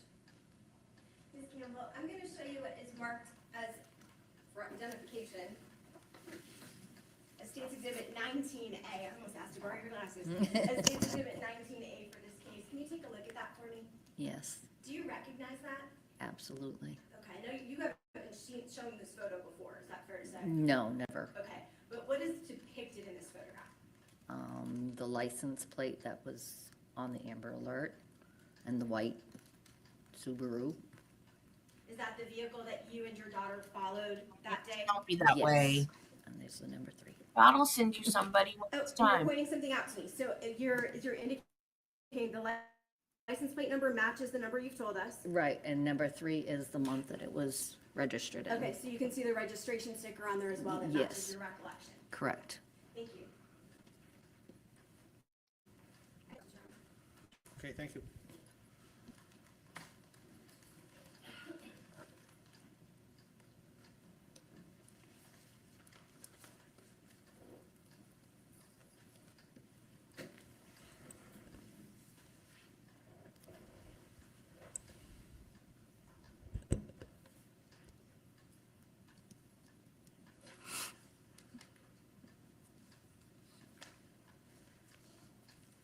Good morning, Ms. Campbell. I just have a few questions for you. Okay. You testified that you received the Amber Alert from your phone in the middle of the night. Yeah, I don't know what time it went off. Yeah, but it woke you up. Correct. Okay, and then you went back to sleep for a little bit. And you live in Bennington, New Hampshire, correct? Correct. And you had to drive later on that morning to meet your daughter in Keene, correct? I had to meet her for 9 a.m. Okay. And when you when you woke up, you remembered about this Amber Alert and it was on your mind, right? Correct. Okay. So you were aware of the license plate number they were looking for Correct. in a white sedan, White, yes, Subaru, I think they said, or, white car, yeah. So when you're driving from Bennington to Keene, are you, you're headed west, right? West toward the Vermont yes, border? Okay. And when you are headed, you get to your daughter's who lives in Keene? correct. Okay. You switch cars? Yes, we Okay. switched cars. So she's driving her car, you're a passenger. Correct, And you two head toward Brattleboro, Vermont, right? correct. Which is continuing west away from Keene toward the state of Vermont, correct? If you say it's west, sure. Let me show you a map that might help.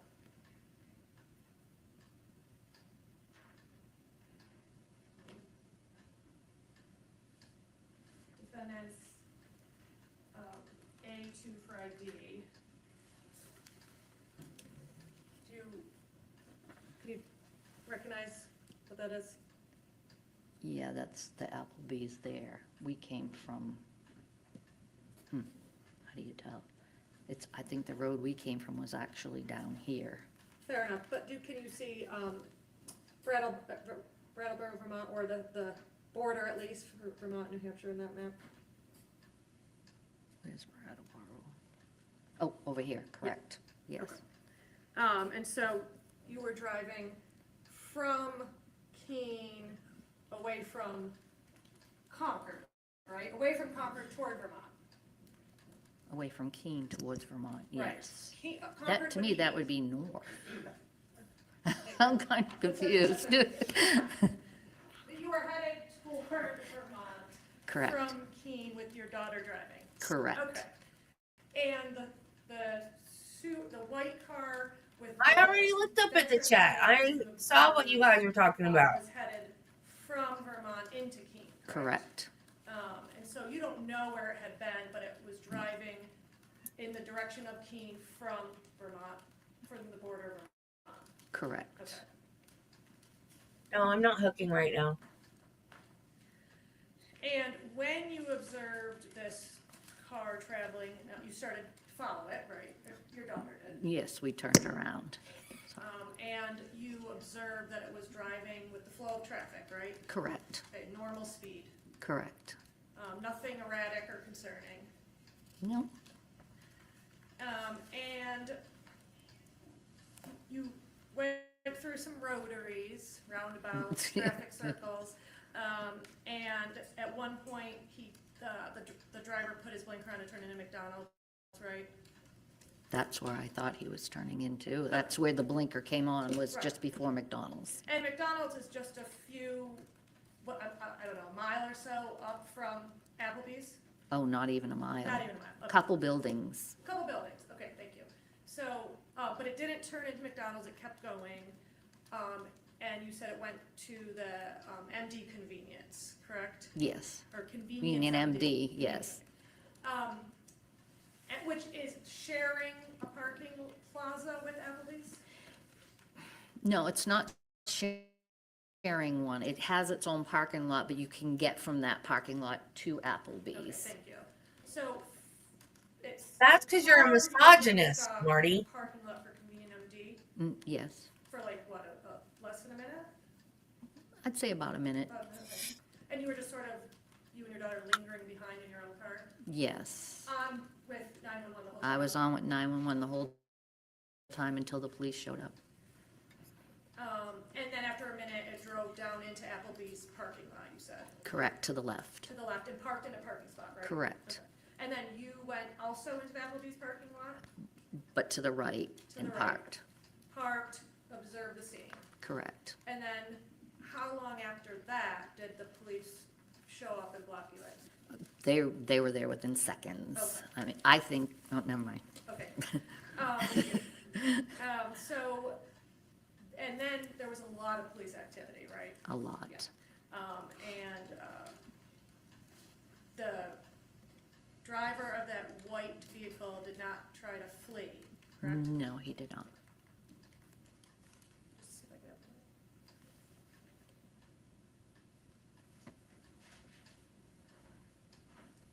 can- I don't have anything further, thank you. Okay. No, Your Honor. No redirect? Okay. Can Ms. Campbell be excused? Yes, Your Honor. Okay. MYSOGYNIST.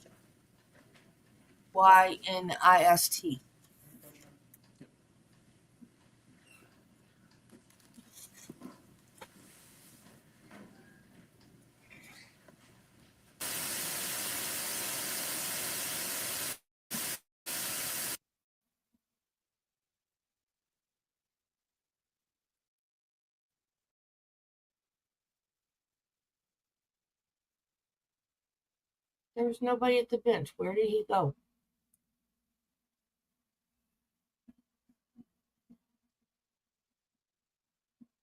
Did they break for lunch early? Oh, short break. Okay.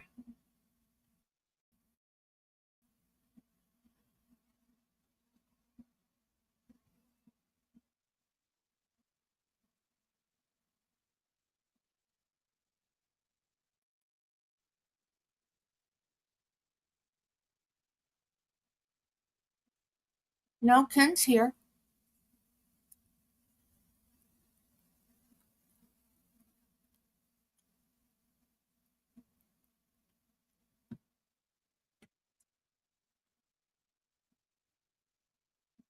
Anybody that calls a woman a sandwich maker is a misogynist in my book.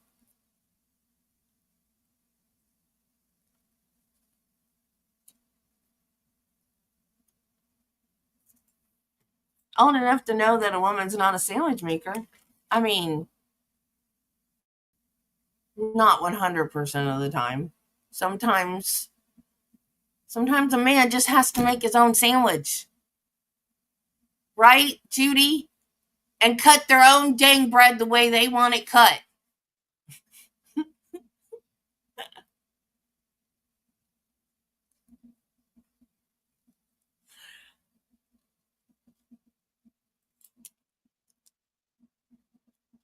Right, Judy? Back me up here.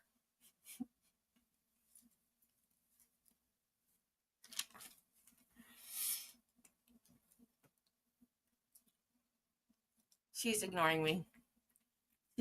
She's cheating on me again, watching something else, ignoring me.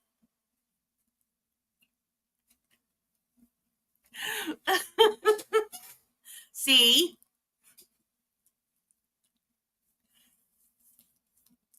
All caps. Okay, there you go, Judy. A man that doesn't like his sandwiches cut.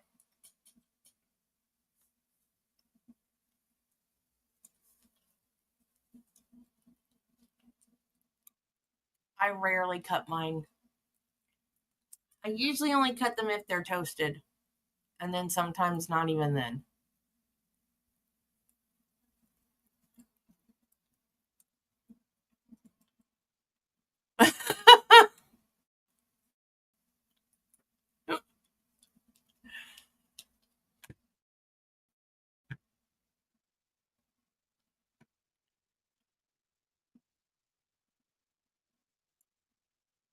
Hey, Carla.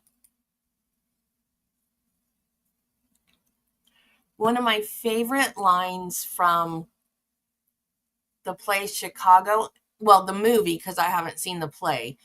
And I don't know if Renee Zellweger ad-libbed the motion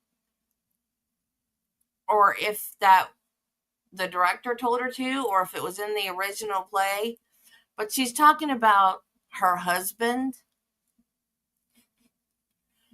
And she says, yeah, he always goes, I love you, honey. I love you, honey. I love that part. It's hilarious. I love you, honey. I love you, honey. Receive it.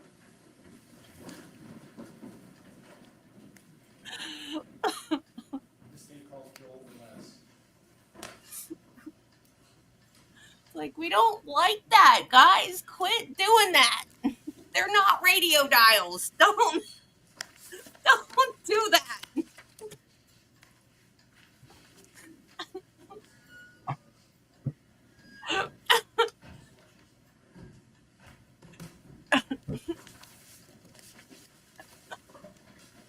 Sir, if you remain standing and raise your right hand, do you swear that the testimony you're about to give will be the truth under the pain and penalty of perjury? I do. Thank you. Please take a seat.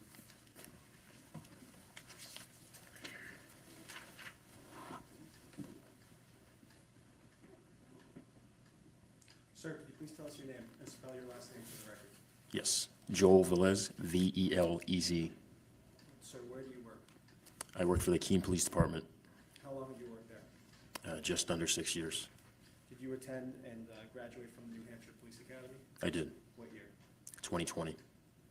What's your current role or rank with the Keene Police? Patrol Division. And just generally, what does that mean for you as a patrolman? What are your duties? Respond to calls for service, protect life and property. Officer Velez, on March 1st of 2024, were you scheduled to be on duty that day? I was. What shift were you working that day? Day shift, 0645 to 1645. So 6:45 in the morning to 4:45 in the afternoon? That is correct, sir. Before your shift, were you woken up by something in the morning? I was. What woke you up? An Amber Alert that had gone statewide, I believe.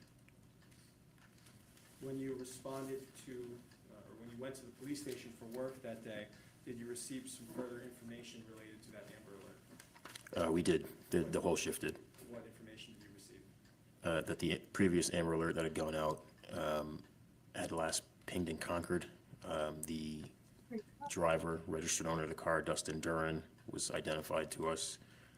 Was believed to be driving a white Subaru Impreza New Hampshire veteran registration V69023, was in the company of his 2 young children and was believed to be armed with at least 1 handgun. Did the Keene police subsequently receive some additional information related to that vehicle? We did. And what information was that? At about 10 a.m., our dispatch fielded a call that someone believed they were traveling behind the car from the Amber Alert. As a result of that call coming into dispatch, what did you do? I immediately left the station. Where did you go? I was tasked by my sergeant to travel westbound on Route 101 towards Winchester Street. And what was your purpose in traveling in that direction? To intercept the vehicle. That day, what were you wearing in terms of a uniform? I was wearing a fully marked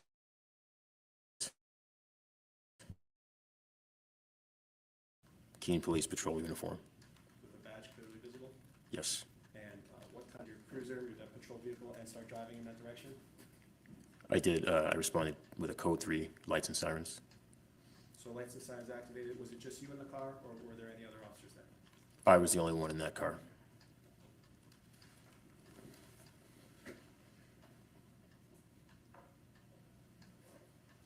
Officer, I'm handing you what's marked for ID as State's Exhibit 14. Can you take a look at this?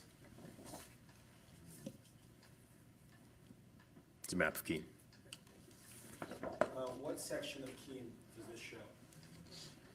So it shows Route 101, which runs east and west, Route 10, north and south, as well as the Winchester Street Key Road Rotary. And there are a couple of notations here. There's a notation for an Applebee's and for a convenient MD. Do you see those? Yes, I do. Are those accurate with regard to where those businesses are in Keene? Yes, they are. And is this picture a fair and accurate representation of this section of the city of Keene, New Hampshire? Yes, it is. Your Honor, this time the state moves to strike the ID and introduce Exhibit 14. The ID may be stricken with respect to Exhibit 14, and it shall be considered a full exhibit.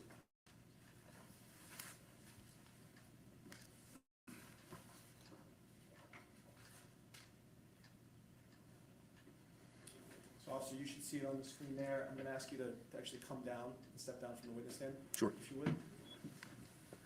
We have the map a little bit bigger here for the jury. If you could just stand up there and we're going to be waiting for the microphone coming to record your testimony. If you stand off to the side so the jury can see. And please just make sure you speak into the microphone. Officer, what do you see here? It's a map of Keene. Okay, what part of Keene? Route 101 runs east and west. Route 10, north and south. Where's the police station in relation to what you see here? It's a bit further eastbound, up Route 101 here. And you see, can you point out for the jury the convenient MD and the Applebee's? And can you point out for them the parking lot situation with those two areas? And are they connected at all? They are. You can access here off of Winchester Street. You can access here off of Winchester Street. And then it's a shared parking lot for both. This little slip lane here will get you from convenient MD to Applebee's. Oh, bye, Carla. There are a couple of rotaries and traffic circles on this. Oh, happy birthday, Dave. Tell him I said happy birthday. Picture. What roads feed into that rotary? The larger one here, Winchester Street, Route 101 east and west, and Route 10 south. So it's fair to say that the road going south out of that traffic circle is Route 10, but the road going north is Winchester Street? That's correct. And is it 101 east and west on both sides? That's correct. If you were to travel west on Route 101, would that take you in the direction of Vermont? It would. And then, as you said, if you travel east on 101, that's further into the city of Keene towards the police department? Correct. I'm going to ask you a couple more questions about this. Is there a McDonald's somewhere Yes, there is. in the area? Can you point out where it is? Sure. It's just north of the Key Road, Winchester Street Rotary situation. situated up here. You mentioned Key Road. Can you point that out with your finger for the jury? Yep, this is Key Road, and it runs back into a shop closet. So, officer, if there were a car traveling north from that larger traffic circle on Winchester Street towards the second traffic circle, the smaller one, could that car turn left into the convenient MD or Applebee's parking lot?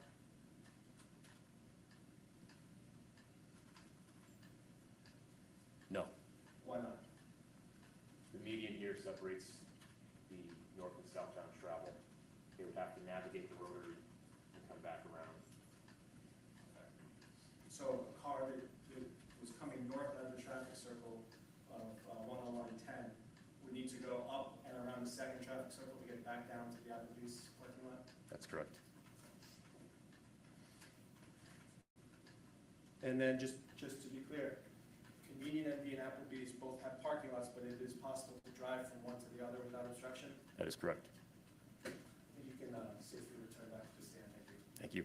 Thank you. So, officer, you told us that you were at the police station, then you began driving. What route did you take to get to, well, I'll ask you this. Did you go to this area that we see on the map? I did. And did you go there directly? I did. What road did you take to get there? Route 101 westbound. Okay. So, as you traveled on Route 101 westbound, did you eventually get to the area of the traffic circle with 101 and 10? Yes. And as you were driving, did you receive further information from dispatch about the location of that vehicle? Yes, I did. And what did that information tell you? The initial reporting party had watched the car exit and begin northbound travel on Winchester Street towards the McDonald's. And so when you received that update, was that while you were already in your cruiser Yes, it was. and you were en route, so to speak? I was. About how long did it take you to get from the police station to the area that we see here? It couldn't have been more than, it was under a minute. Could you tell us what happened when you got to this area? What did you see or do? So as I approached the rotary in the slip lane for Winchester Street, and we got that information, I saw what looked to be a white southbound. I started traveling northbound on Winchester Street as well. You mentioned you saw a white vehicle. And at that point, did you know if it was the particular vehicle you were looking for? I did not know at that time. Where was this white vehicle that you saw? What direction was it traveling? Northbound on Winchester Street toward the second rotary, Key Road, McDonald's. Could you tell if it was coming from the eastbound or was it traveling, or was it coming towards you from the west? Or was it traveling in the same direction as you when it went north? No, it was traveling from the west. Okay, so coming in the opposite direction. That's correct. So you saw a white vehicle, what did you do next? As I continued driving northbound, I maintained a visual on the vehicle. I watched it navigate the rotary. I sped up, accelerated, I navigated the rotary, and was able to get behind it, just maybe a couple cars lengths. When you say you saw it navigate the rotary, which Whoa. rotary are you referring to? Winchester Street, Key Road. Okay. So you've told us that you're not behind that vehicle. What happened next? I could see the taillights as well as the rear license plate affixed to the car. And did that, what was the license plate that you saw? It's New Hampshire Veteran V69023. How do you take a roundabout at 60 miles an hour? I followed it, preparing to make a motor vehicle stop, but it turned into the convenient MD Applebee's parking area. Did you follow it? I did. What did that car do once it turned off the road into the parking lot area? It came to a stop in one of the designated parking spaces. What did you do? I told dispatch where we were, and I read the license plate twice, I believe, and dispatch confirmed that that was the vehicle from the Amber Alert. Why did you do that? One, to confirm who I was likely going to take my gun out and point it at, And I had written it on my hand in the morning in roll call, but I had sweated it off. Seen one with 3 or 4 lanes Confirmed it. before. Yes. That's the right one. After you received that confirmation, what did you do? That's why I asked the Exited my question. cruiser as I've quickly as never I seen could one with and 3 or raised my 4. gun until it was level with the driver's side window. Officer Velez, why did you take your gun out when you? Oh my God. The information that we received was that the driver, owner, operator, Dustin Duren, was believed to be armed with at least one handgun, Was that for your safety? and anyone that was around. It's a fairly busy shopping plaza. When you took your gun out and stepped out of your car, what was that vehicle doing? It was parked. Could you see anyone in the vehicle? I could see the driver at the time clearly. What happened next? I began to give commands. I yelled out to the driver, hands, let me see your hands. Couldn't have been more than a couple of moments later, I was joined by some other officers. So I want to set the scene. You are standing next to your cruiser, is that right? I was. And you had the door open? I did. Were you standing behind the door? I was. Why were you doing that? To just give myself some sort of cover in case the suspect or the driver engaged me in a gunfight. About how far away were you from that white vehicle? I would say 2 car lengths. Any obstructions between you and that car? None. When you began giving commands, what did the person in the car do? He was compliant. He put his hands on the steering wheel so I could see both of them. And that was the last command I gave. They were taken over by another officer. So other officers joined you? Yes. What were their names? Officer Kyle Macy, Officer Nicholas Panel, and Sergeant Mark Cotton. Did one of those officers take over giving commands to the individual in the car? Yes, Officer Macy. Did the individual in the car comply with those commands? He did. What did the individual in the car do as a result of those commands? He exited the car, remained compliant. He walked backwards towards the sounds of our voices. He was put onto his knees and then taken into custody, secured into handcuffs. From the time that that person came out of the car and the time that he was placed into handcuffs, did he say anything? He did. What did he say? Initially, he said, "My kids are in the car," something to that effect. Did he say anything else? He did. What did he say? He said, "There's a pistol in the door." Did you get close enough to that individual to observe him? Yes, I did. Do you see the person who came out of that car, who was driving that white car here in the courtroom today? Yes, I do. Could you please point him out and identify him by describing an article of clothing that he's wearing? Sure. That would be the gentleman seated here with the glasses on. Your Honor, may the record please reflect that the witness has identified the defendant. The record shall show. Oh, Michelle, thanks. Someone look for it. So, to be clear, the defendant is the person who was taken out of that car and arrested. Yes, he is. After the defendant was taken out of that car and placed under arrest, did you have any further interaction with him? I did. What did you do? I ultimately served as a transport car to bring him to the state police barracks. Before that, after he came out of the car and when he was placed into handcuffs, what did you do? I approached the car. I was instructed by my sergeant to collect the 2 young children that were in the back seat with Officer Panel. At what point did you notice that there were children in the backseat? Prior to the defendant being secured into handcuffs, one of the, I believe it was the infant, poked her head up. Did you approach the car? I did. And which door did you go to? The driver's side rear. Okay. And when you got there, what did you see? The infant was in the back, and she was just kind of lying in the car seat. She wasn't strapped in or anything like that. She was wearing a diaper. It was overflowing with feces, and her the older sibling.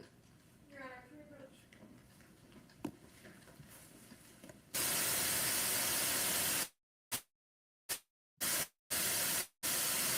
Isn't he not charged with child neglect or something too, or child endangerment. I think that's relevant.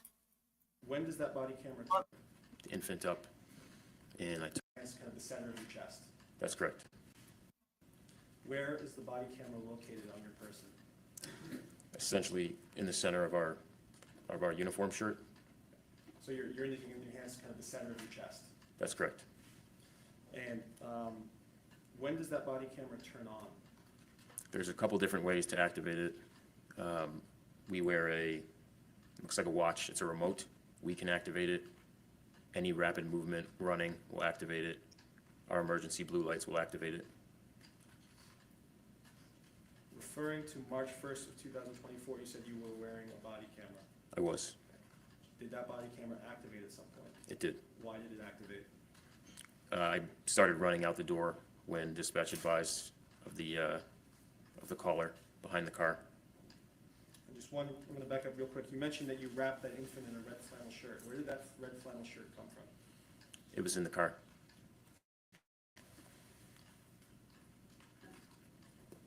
Officer Velez, I'm showing you what's marked for ID as States Exhibit 15. Yes. You recognize this? Yes, I do. What is that? That is your recording captured on my body-worn camera. So it's a CD, correct? Yes, And you reviewed the contents of the CD? I have. What is on the CD?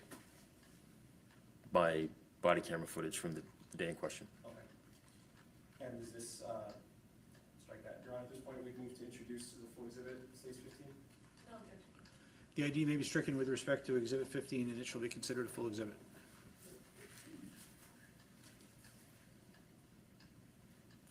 Now, officer, your body cam ran for quite some time this day, correct? It did. And that only captures a portion of the day that you were active. Is that correct? Correct. And is it fair to say that this video on that CD ends right as you collect that infant from that car? It does.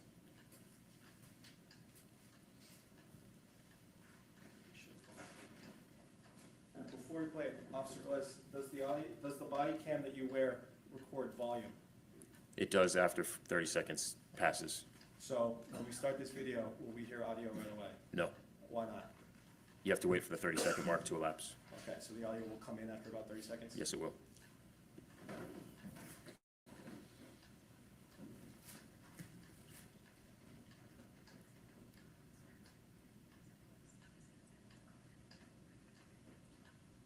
Before we start it, Officer, when this video begins, where are you? In my sergeant's office. Okay, and is that at the Keene Police Station? Yes, it is. And then, just very briefly, when it starts, do you begin moving towards your cruiser? I do. And do you make a comment with a profanity in it? I do. And what is that comment? I spilled my hot coffee on my hand, so it's something to the effect of fuck, that's hot. Okay.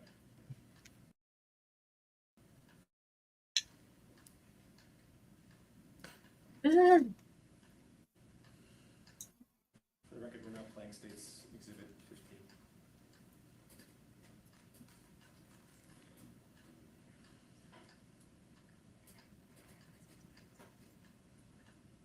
Well, I screwed up, but I was just going to pause it there briefly. Officer, you saw a couple of other officers, they quickly began running. What happened there? Dispatch had just told us that the caller was on the line behind the car.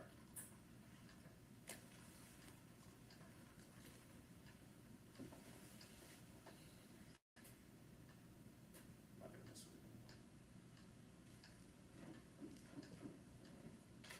What are we looking at? He's at the station with other cops. What does this have to do with the...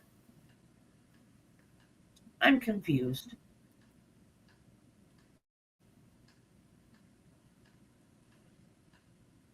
Oh, is this like they just got the call or what?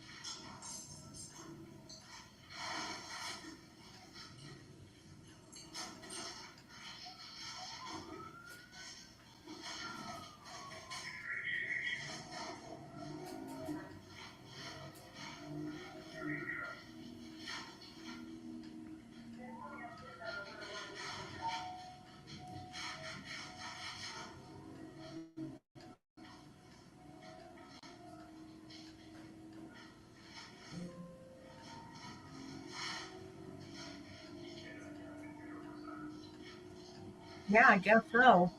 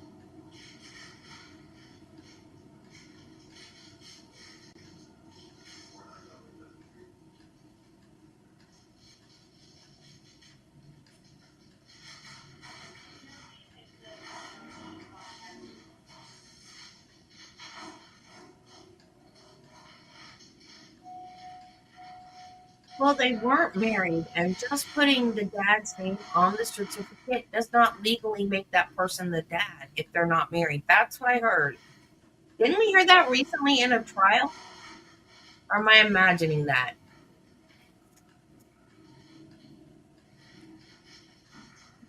Yeah, we heard it in the Isabel dude.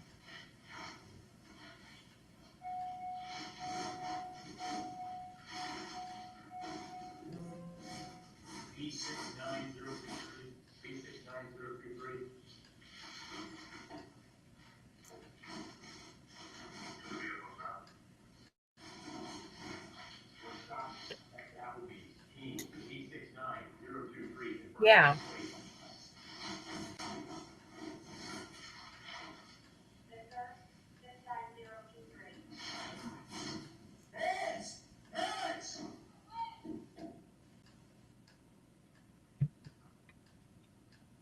Open the door with one hand.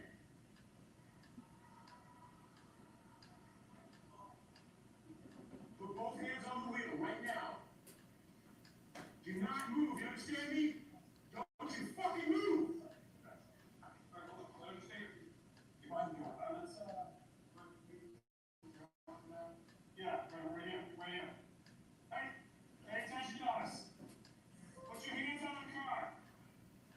No, get out. Turn away from us. Maybe the car is made on your back. Turn away from us. Walk backwards. Yeah, walk backwards. Yeah, walk backwards. I got it. Walk backwards. Down on your knees. Down on your knees. Hands are off on your head. Do not move. Do not move. Yeah.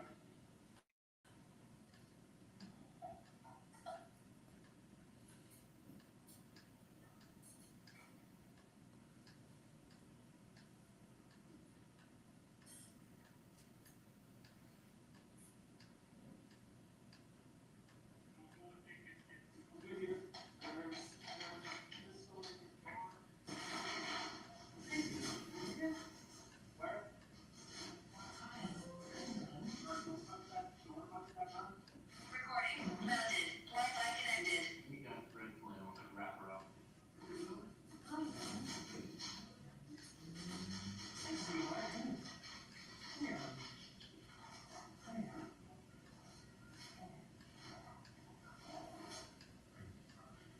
Now those sweet babies don't have a mom or a dad.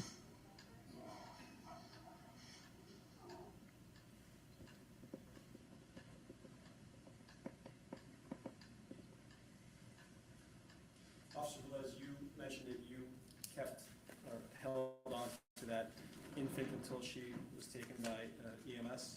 That's correct. Was the other child also eventually given to EMS? She was. I have no more questions. Just a couple of Civilis. When you pulled into the Applebee's, were you the first officer on scene? I was. And you confirmed that you were dealing with the correct subject of the Amber Alert, right? Yes, ma'am. Okay. And at that point, you pulled in, you could just see the driver in the car? Correct. You didn't see any kids at that point, you just pulled in? That's correct. It's fair to say, yes. And you started yelling commands, and you told us on direct, and we saw in the video that the drivers complied. That's correct. Okay. And when the driver opened up the door, he did yell, "Kids in the car," correct? When the driver did? Yes. Yes, he said something to that effect. Okay. And then he also told you that there was a gun in the car as well. Yes, ma'am. And he actually said it's on the driver's side door. He did. Okay. And then we heard you on the body cam yelling, "Pay attention to us." Was that because the driver was looking back to the back seat? So that was Officer Macy. Oh, okay, thank That's you. his voice. Did you observe, though, the driver looking in the back at that point? I don't recall, ma'am. Okay. Was that your voice when you said "kids in the car"? Yes, ma'am. Okay. And that was when the infant popped her head up? Yes, ma'am. Okay. Nothing further, thank you. Can you redirect? No, Your Honor. Okay. Can Officer Velez step down? Thank you. Can you be excused? Yes. Okay. All right.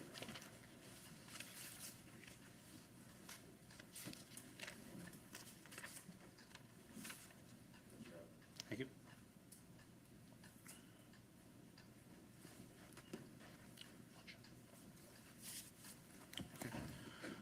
Okay, members of the jury, we'll stop there for the lunch break for the day. We'll stop there and return at, try to reconvene at 1 o'clock. Again, as I said yesterday, if you do happen to run into anyone, please don't take Sure. offense if nobody speaks to you, and I instruct you to not speak to them as well. And again, please do not discuss the case amongst yourselves or with anyone else for that matter, and don't conduct any research or transmit anything about what you've seen or heard as part of the trial. Okay, we'll try to reconvene again at 1 o'clock. Thank you.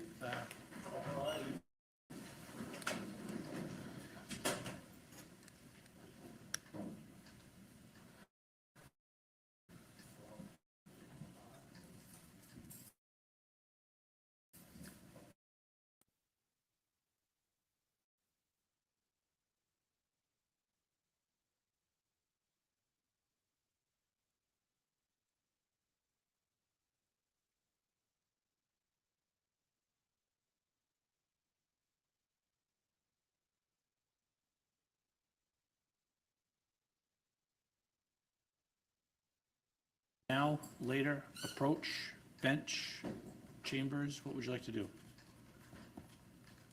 Whatever the court would like. Why don't we deal up here, please? Thank you.